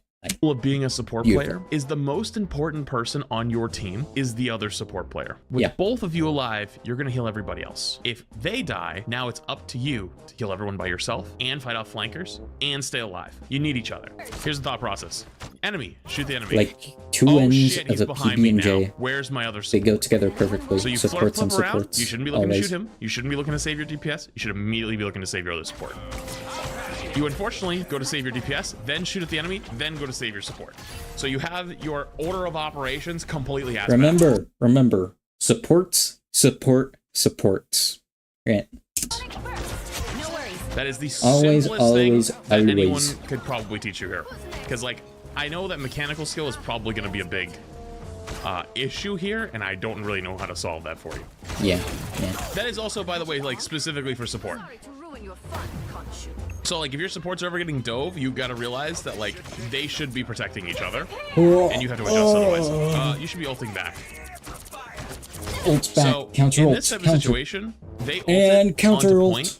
Always. There's not really anything they're ulting per se, but if your team runs into the ult with them in this rank, this is like bronze to gold advice. This advice expires once you get around plat. You pop the ult with them. And the reason you pop the ult with them is because they're all going to be sitting in there and they're not going to be getting kills and they're be getting chipped down and you can't see them because they're all in the invisible barrier. Yeah. You would counter ult it because then you're counteracting their healing, and basically it just becomes everyone stands there and looks at each other and builds ult charge. Once you get past plat, that advice expires because you should be using ults for ults and using ults to save teammates or to push on aggressiveness. This ult is useless from their side. Like, it's a really bad ult from their team, but it's gonna buy them time and it's also probably gonna chip your team down. But we'll see how the fight progresses.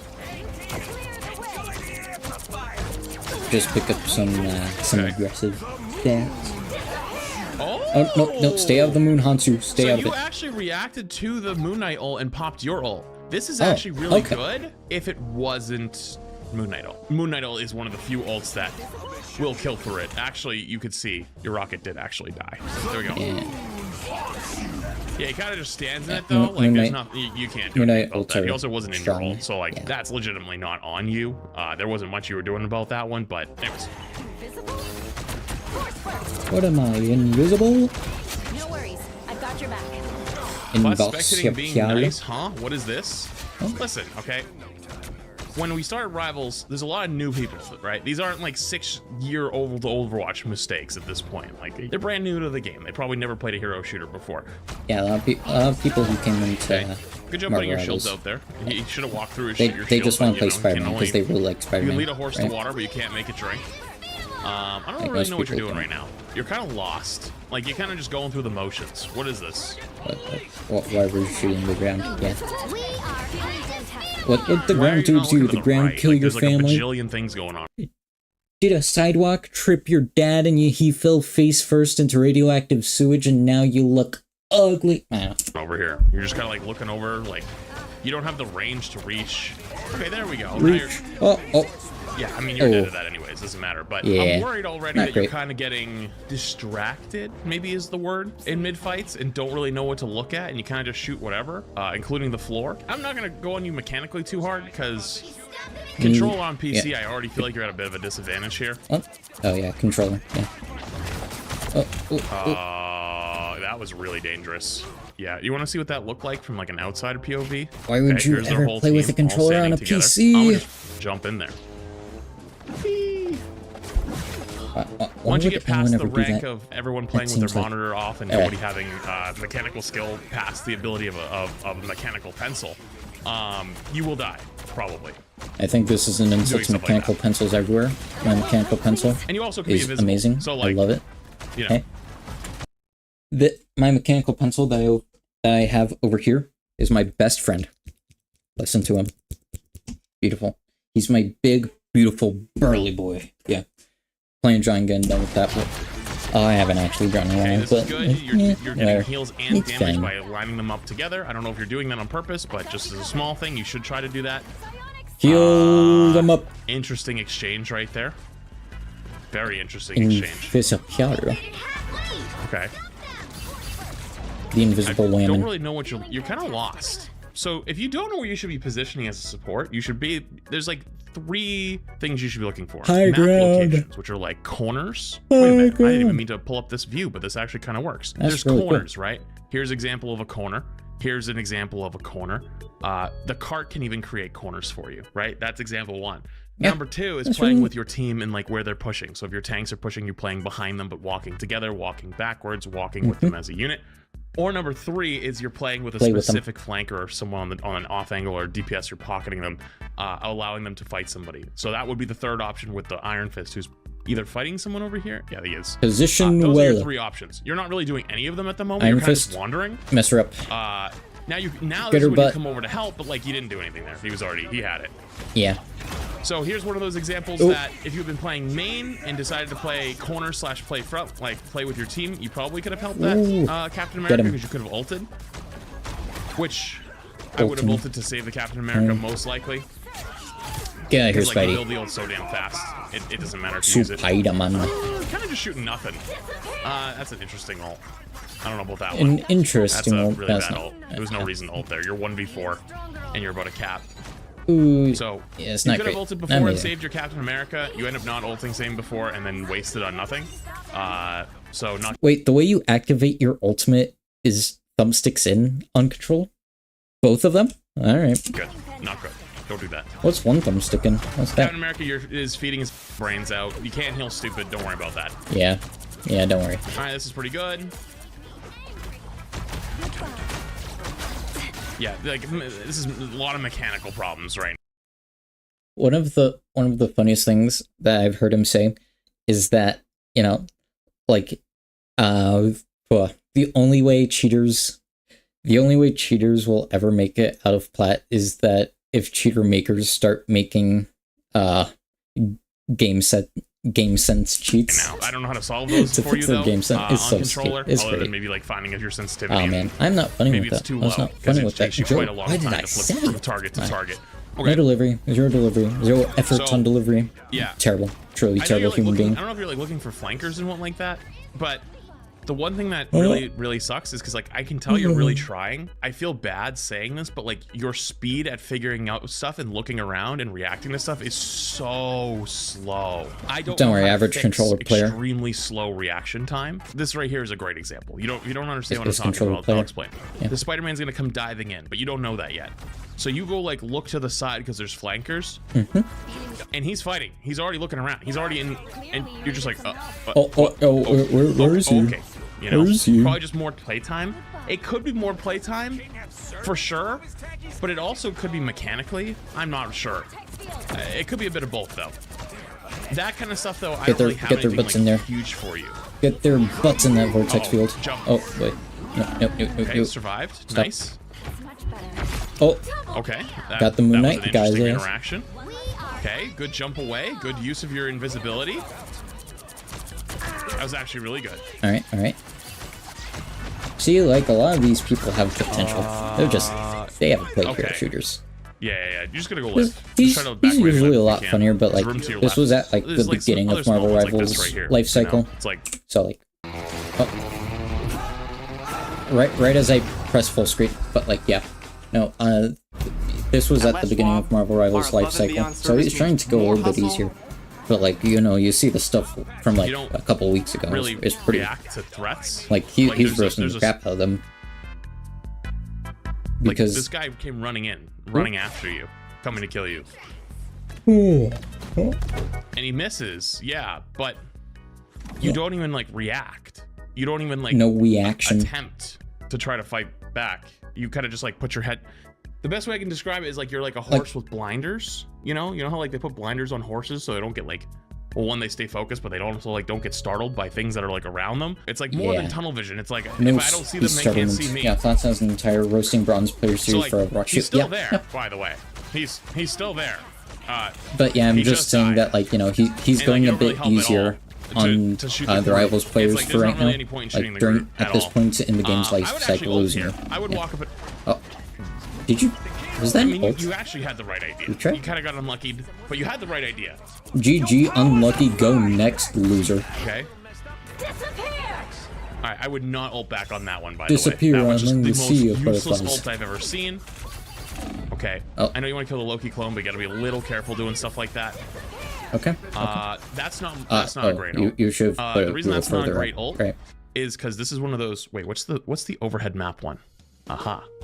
Oh shit. How do I move this faster? It's slow as crap. 3 weeks later. Don't worry, we'll get there eventually. Crap. I'm coming. Hang on. Oh, he's coming. He's schmoving. He's getting going. Just wait for it. Many months later. Here it comes. And there's a roof. You gotta be shitting me. Can I not see? He manages to zoom in. Hang on. Oh, he's got it. He's got it. Oh. Hang on. Oh, we're getting there. Oh. This is way too long. Wow, this could have been so. Wait, why can't I go? Wait, why can't I go down? I want to go down. Oh. Okay, there we go. The reason this is a bad ult is because there's a choke here, right? And you're gonna get stuck here. You'd rather ult here. Yeah. The reason you'd rather ult here like I is said, because put it further up. it pushes you and your team through the choke. It forces them to fight here instead of forces them to fight here. Watch. So now instead of fighting on their side with ult, playing aggressive, and then you give all the cart the space to walk because it forces them to either leave or fight, you ult back here, it forces your team to play back here where they would have played anyways. So like you lose any pushing power by putting that there. Yeah, it's not great. Okay, good kill. Oh, 2 good kills actually. Good. You'll have to keep fighting until we Nice. I'd go kill that mantis. Don't This forget person about should them. be like, Please I don't don't know, give up more on them. like someone like area denial. That's a okay, DPS. You know what? Nice. Ooh. Getting healed back up. Nice job staying invisible until you got healed back up. That was smart. Did that mantis ever die? Yeah, they did. Okay, so this is what I mean by when you get lost. You don't really know what to do. Like the fight's progressing Stay right out of the here for like a way, solid loser. few seconds, feeling fantastic. and you're just kind of like looking around. You're just kind of hiding. There's no really point in hiding. If you want to stand up on the cart for better view, sure. If you want to go up on top right, you can. But realistically, you should just be playing more aggressive. Like you're not gonna get one shot. They don't have anybody on their team to one-shot you. Other than maybe the Punisher walked out and just got a full headshot combo on you, which I don't think he would. You're almost like a little too scared. Oh, your teammate got one. Nice. On the defense. I don't know why you guys are fighting out here, but of your Moon Knight, yep. Good. You can take your shield back too, so it doesn't get shot and lose health.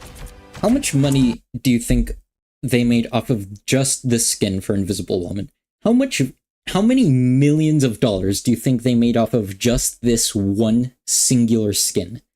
I'm willing to bet at least they made like 10 mil.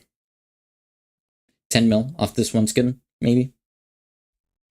You don't like that skin? Okay, you don't like that skin, but you have to admit, like, it is popular. Like, people went nuts for this skin. Let's see. Malice skin sales number is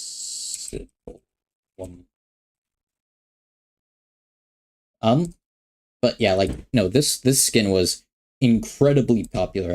I'm willing to bet they made at least like a couple 100,000.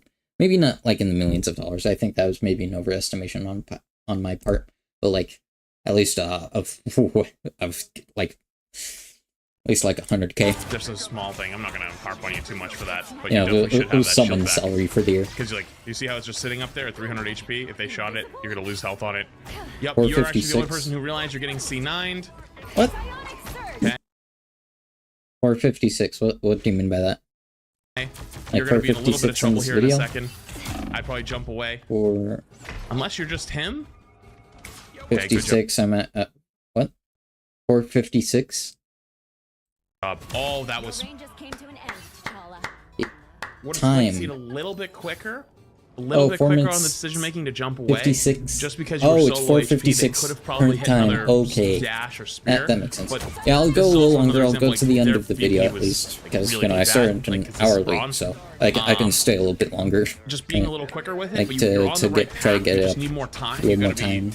You gotta be more confident and just like go. You know? Oh no! Get out of there. Okay, go for heals over going for kills. I know that they were in their Wraith form, but you probably should have just tracked them after. The rest of your team would have killed the Captain America, no problem. I don't really like playing this far up. It's kind of a little dangerous, but it's where your team is playing, so I guess it's okay. You are where your team is. Happening. I kind of just... Home is where your team is. So here's a great moment. Here's actually a great moment, right? Okay. Your rocket just died. So now you're by yourself, okay? You're actually going to win the fight. But in an instance where your team doesn't pop off right there, I would actually like to see you, if you build up to your ult and then use it, if you were still like unsure if the fight would win. Okay. Because it's actually, in this type of situation where there's 2 minutes on the clock, if they're playing really aggressive and you're trading out teammates on point and you've lost your other support, you could ult in that kind of a situation to keep them alive and win that fight instead of saving it for later. Oh, Spidey. That would have been a place to ult right there. It doesn't really matter in that case because like you guys end up killing Get out of here. But just something to keep in mind for the future. Okay, ult's up, so you're going for more damage. That's good. That's good. The other thing, though, I don't think you've actually noticed. It's because everyone else is also doing it. You just play in the middle of the open. You don't really play in cover. Let's say in a world, you bump into some Smurf account. Anyone with a mechanical skill, anything higher than a fucking walnut, you are probably dead 19 times out of 100. Or sorry, 19 times out of 20. You're or 99 4 health times right out of there, 100. yeah. And the reason for that is because like, if you watch any of these fights, you're always just standing out in the middle of the open with everyone else. You never really try to go back into the back room to have cover. You never play these corners to have cover. You kind of always are just in the middle of everything. Okay, that and makes you get lucky here. You actually survive I'm on getting 1 some. HP. I'm getting some advice from this video myself, honestly, because you know I'm not like I stay back, but like I'm not around corners or anything like while I'm actually healing. Extremely lucky. Now, once you pop your ult, that's fine. Like playing in the ult is good, right? I would still get ready to play back here, but it's fine. Just get. But then the Iron Man's gonna come back. I don't know if you end up dying. We never watched that. Oh, that was Iron Fist. Did you hear that? Cheaper Town Hall. But then the Iron Man's gonna come back. I don't know Cheaper if you end up Town dying. Hall. We never watched that far ahead. You know that's how you ping spot a Clash of Clans player. Oh, you're gonna die to him, aren't you? Right. They always play Iron Fist for that cheaper Town Hall. Why are you running it down versus an Iron Man? Let's see your POV. What did you see? Oh, stay away. Right. You know what? You're just like, I was watching, I think it was Foolish, The when he Vortex was trying to learn some Vortex Groot good. for the Twitch Rivals tournament, and for some reason, he was just running it down after Iron Man's. And I was like, what are you doing? Why are you running it down after Iron Man's? He's like, I just hate Iron Man. Like, I don't like playing against Iron Man's or something. I think it was him, at least. Yeah, you're like, they're baiting you. Like, they're baiting you into running it down on them like this. Oh, was it Peter? It might have been Peter Park, actually. I don't remember. Honestly, I've done so many of them recently, way more than I ever, like, done in a long time. So, like, I've kind of lost track of what goes where. I don't know what it is. Maybe people just want to run it down versus Iron Man's. But that was a great example, though. It's like, you're kind of just out in the open the entire time. Yeah, you ran it down on the Iron Man for no reason. And I'd rather see you alive to fight here. Yo, help your Captain America. He's ulting. He's low HP. You can throw him a shield or something. Oh, he died. My. He died in now the you want to jump down. Okay. Like, if you're going to jump down, you should have jumped down when he was ulting. Because the Captain America gives ult to everybody who's in his, like, star-spangled rally around him. But you don't end up doing that. It takes you too long because you're too busy with the Iron Fist, unfortunately. You know what else is massive? Too bad. Too bad. Don't start. Don't start. Don't start. I have never seen someone go out of spawn and go this way before. This is a weird. This is a weird rollout. Like, what the heck? Okay. This is not a rollout. This is. I wouldn't go this way. This is like a Louis Vuitton fashion show. Their whole team is standing there. Please. No. Oh my God. Cheaper Town Hall.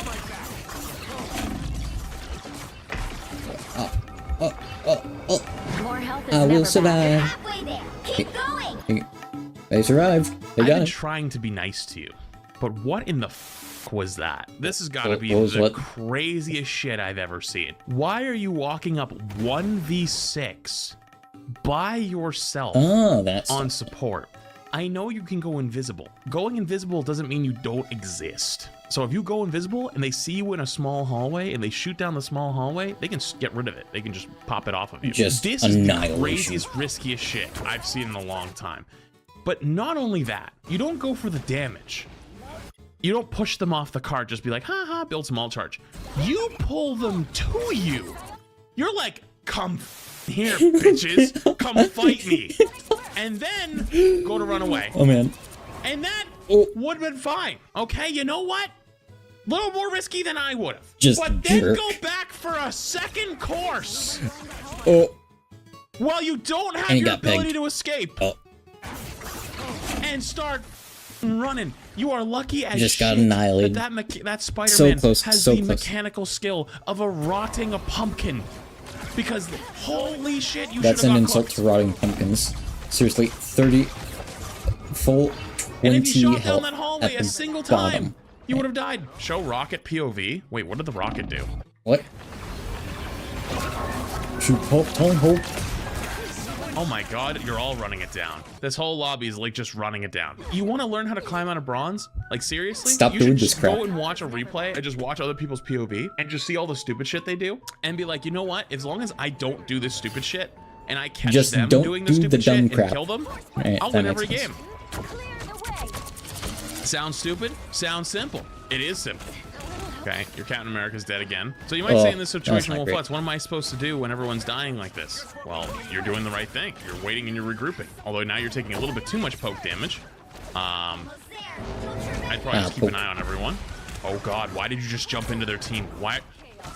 See, this is the shit that only gets you get away with in bronze. Like, you're not going to get away with this in silver. You're not going to get away with this in anything above bronze 3. Hell, bronze 1, I don't think you're going to get away with this. You just jumped into their team 1v5 on the cart and then blew your invisibility. And seriously, the reason why any of this is even working and the reason why you're even able to do it. Look at that. Support, DPS hybrid support, and like 3 others just out of frame. That is... Ooh, that is like...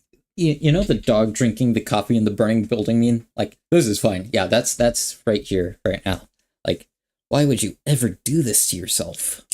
Like, survive is because they just don't react.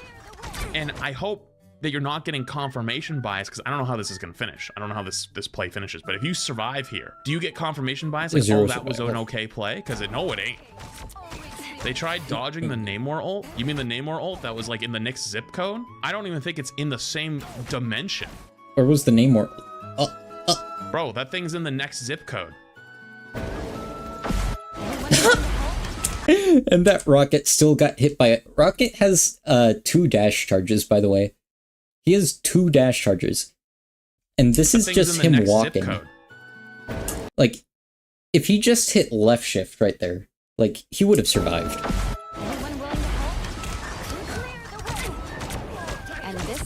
Unless he didn't have his left shift for some reason, I guess. But like, still.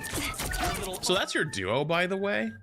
If they're gonna go for ults like that, you guys should talk about it. Like, I'm gonna go for ult here, and then you help them, because like I'm pretty sure they're like not full HP, right? Yeah, they're half HP. Chaos. You don't even look to heal them. You actually just let them die. Like they probably would have died anyways, to be fair. But they go for a big ult. You never even attempted to heal them because you're too busy doing damage. And just to let you know, Sue is not the support you should be doing damage on. Like Sue is not a damage support. Like, yeah, they can do. Like, she can do damage. She has like area denial stuff, like that vortex thing that she's popping, like tanks flyers out of the air right there, grounds them completely. Beautiful stuff. But like, ooh, yeah, not both. Like, you should be trying to do both. Like Loki. This like is like the fight is like the point they're is capped. gone. This is so they're far capped. gone. This is like this is it's look, over. No, like they're like okay. Even if look. Right there, they're capped. That is...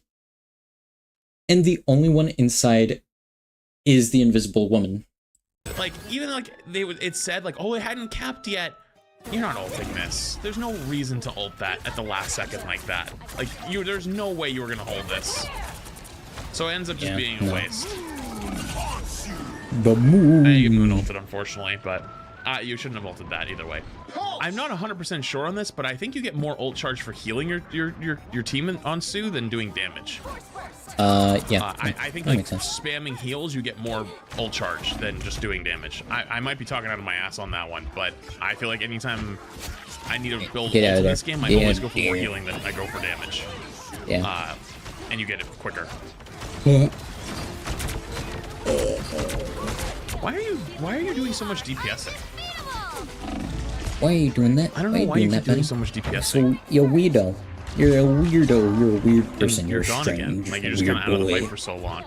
Like okay. There's also another concept that you need to learn. Anyone, honestly, this applies to anyone who's never played a hero shooter before. The concept of attention, right? And gaining attention from the enemy, right? There's ways you can mitigate distraction. Attention, playing off angles, playing high ground, right? Like gamers don't look up, right?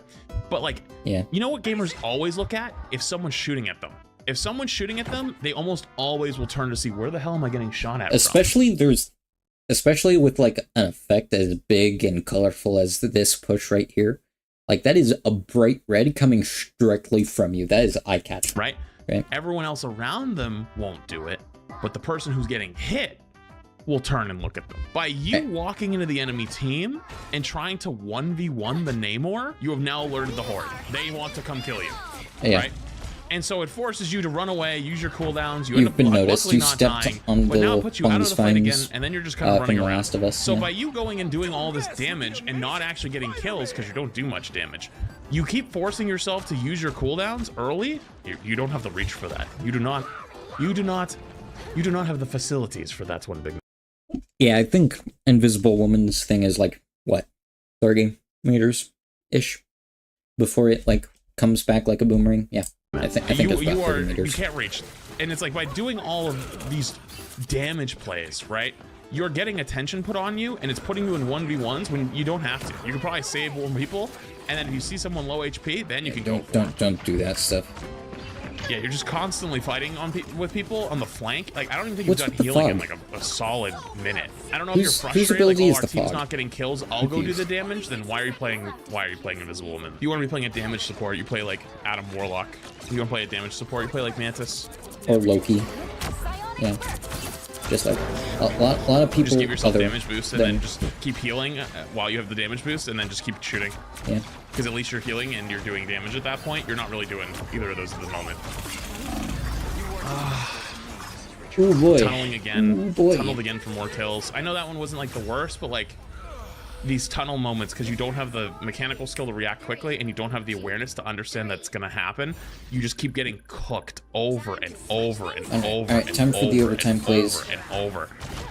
Let's see. And it's like, these are not small things. These are like full on, you need to rethink like the way you're playing the game entirely from the bottom up. Yeah, like if you're getting, if you're getting bored, like if you're just getting bored mid-fight and you're like, yeah, I don't think my team's doing anything. I need to go do my own. It's like, well, you got to figure that out too. You really like trying to shoot at this Iron Man and trying to use stuff at him, but like you just don't have the range for that. You gotta accept that. What does the scoreboard look like? Oh no. Oh, the scoreboard's lying to you. It looks like you're rolling crazy, but you're not. You're just kind of okay. See you in a second. You might also notice something interesting though across the board. The stream might be over by the time we get back. It looks like you have more healing than the enemy team, which is true, but there's also another big difference, and it's right here. Ooh. This guy's smoking everyone. Her ult pad's healing a lot. You know, you're probably right, actually. It is probably a lot of the ult. This is why, like, the scoreboard's such a great thing in these games, but it really throws people off. There's another thing, too, here. This guy having 14 deaths, it means one of two things. One, he just sucks and he's turbo feeding. Or two, you're not helping him out enough. The correct answer, by the way, is both, but... Yeah. Down to 30 seconds. Feeling fantastic. So you guys are getting stuck in spawn again. Don't get how do you personally deal with that? That's a tough one. I honestly don't think you can play Sue here. Like, you just don't have the range to help poke the Iron Man, and if no one else in your team does it, that's just makes it tough. Yeah. You gotta get to point though. Someone's gotta do this. Someone has to touch. I would have went and took the initiative and done it myself. I'm not even saying like you should have, just go flank. But in this situation where you're getting hard spawn trapped like this, someone's got to go touch point. You're invisible. Remember that Black Panther on first point when you guys were on defense? They got a full tick out of that. You could have potentially maybe hit the flank and then went and touched point and see if you could draw them back early. But again, though, a lot of this is just like, you don't have the range to deal with a lot of the stuff that's on their team. Your other support's not really giving you much help. They're kind of dying a lot. Your tank, though, needs more help, and I don't know how to solve those two. You don't have the mechanical skill to fight them, but you try to fight them a lot, but you don't heal as much. Your other support isn't healing almost at all, so like their tank's not getting much healing, so your tank isn't doing much, but they also don't even have a single tank, but you guys are also all standing on point and standing in spawn. Yeah, they don't even have a single tank. Yeah, they have an 042 comp. Yeah, this is one of those situations where it's like you gotta go do something else. You can't sit there and just like try to do damage, do healing. Like you gotta either go try to take a 1v1 in their backline. You gotta either swap. You gotta either go force point. You know, this is where you gotta start thinking outside the box a little bit. You got outside of it, very far outside. Okay, good job giving the shield. This is actually yes. Kill Just him. Kill him. This is good. Kill him. Okay, don't chase though. If they can get the first take. Well, he's gonna play aggressive again now. Yeah, okay. He fed. All right, that's actually pretty good.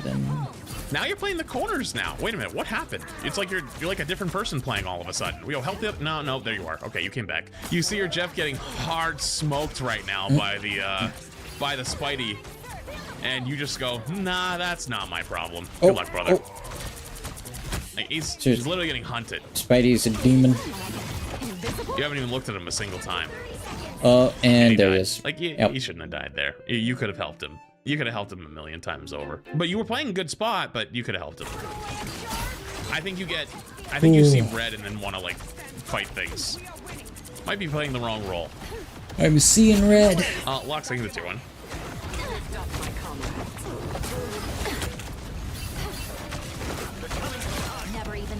Okay, interesting. Kind of again though, just playing out in the middle of the open. This doesn't work anywhere above this rank. Like once you get beyond bronze 3, like it ain't gonna happen.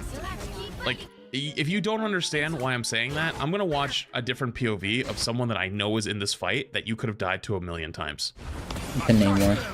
Yeah.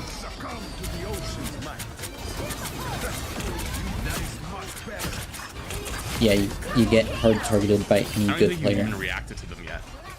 Oh, there it is. Now we cut up to where you saw him. So, like, you got kind of lucky that they weren't shooting at you the entire time. Where is he? Easily picking up damage. Right? Like, if they have the mechanical skill greater than a walnut, you're dead. They've reloaded with, like, full HP. Reloads again. Like you're standing in the middle of the point, by the way, this entire time. Yeah. So like this guy could have killed you 19 times over, but he got frustrated and got annoyed that he couldn't hit you, so he gave up. Like this entire time is you standing in the middle of the point, right? This is just the only reason you're even alive. It's just because they make huge mistakes. You can't rely on your enemies' mistakes. That's a bad game plan. If you rely on your enemies' mistakes, then what do you do when they're not making mistakes? You have to make them mistakes. Same thing. You're not looking at him. That's again, higher level. On the flank. Yeah. By the way, your Jeff actually helps you. You almost never help that guy. I kind of feel bad. Yeah. So general positioning is a huge one for you. Awareness on what's a threat and when you should fight it. Helping your other support. Jeff died. You looked at him. He was literally even swapping. He's like when 2 there's inches like from times you. where you feel like you can't do anything and you're trying to like shoot at other things, you might even want to have to consider going to another character. But you almost have ult here.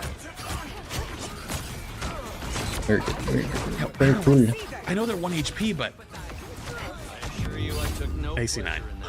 Okay. That was just so weird. There's so much just nothingness that's happening. Everyone's just running around like chickens with their heads cut off. The scorecard looks amazing for you, why is it blurred out? Realistically, it wasn't really doing a whole lot. All right. So I think that's going to be where I'm ending it off today. That was my first like YouTube reaction stream. That was fun. I enjoyed that. I enjoyed the first 2 videos we did. It was I came back at the last moment. Yeah, that's too bad. But yeah, no, the first two videos we reacted to, I feel like I did good. I contributed something, some humor, some injection of stuff into it. Last two, technical beryllium. Beryliosis. Seriously, sounds like a wizard spell. I contributed beryllium into your lungs, straight into your lungs. Anyone who watches this VOD afterward, including myself, even me editing it, is going to get beryllium and straight injected into their lungs. Anyway, yeah. So, first two videos, felt like I did alright. Second two videos, felt like I did less right. Yeah. But, like, overall, still plenty of it I can work on. But, yeah. I'm going to stop streaming now. All right. Bye. Bye, guys. Bye. Five is still my boy.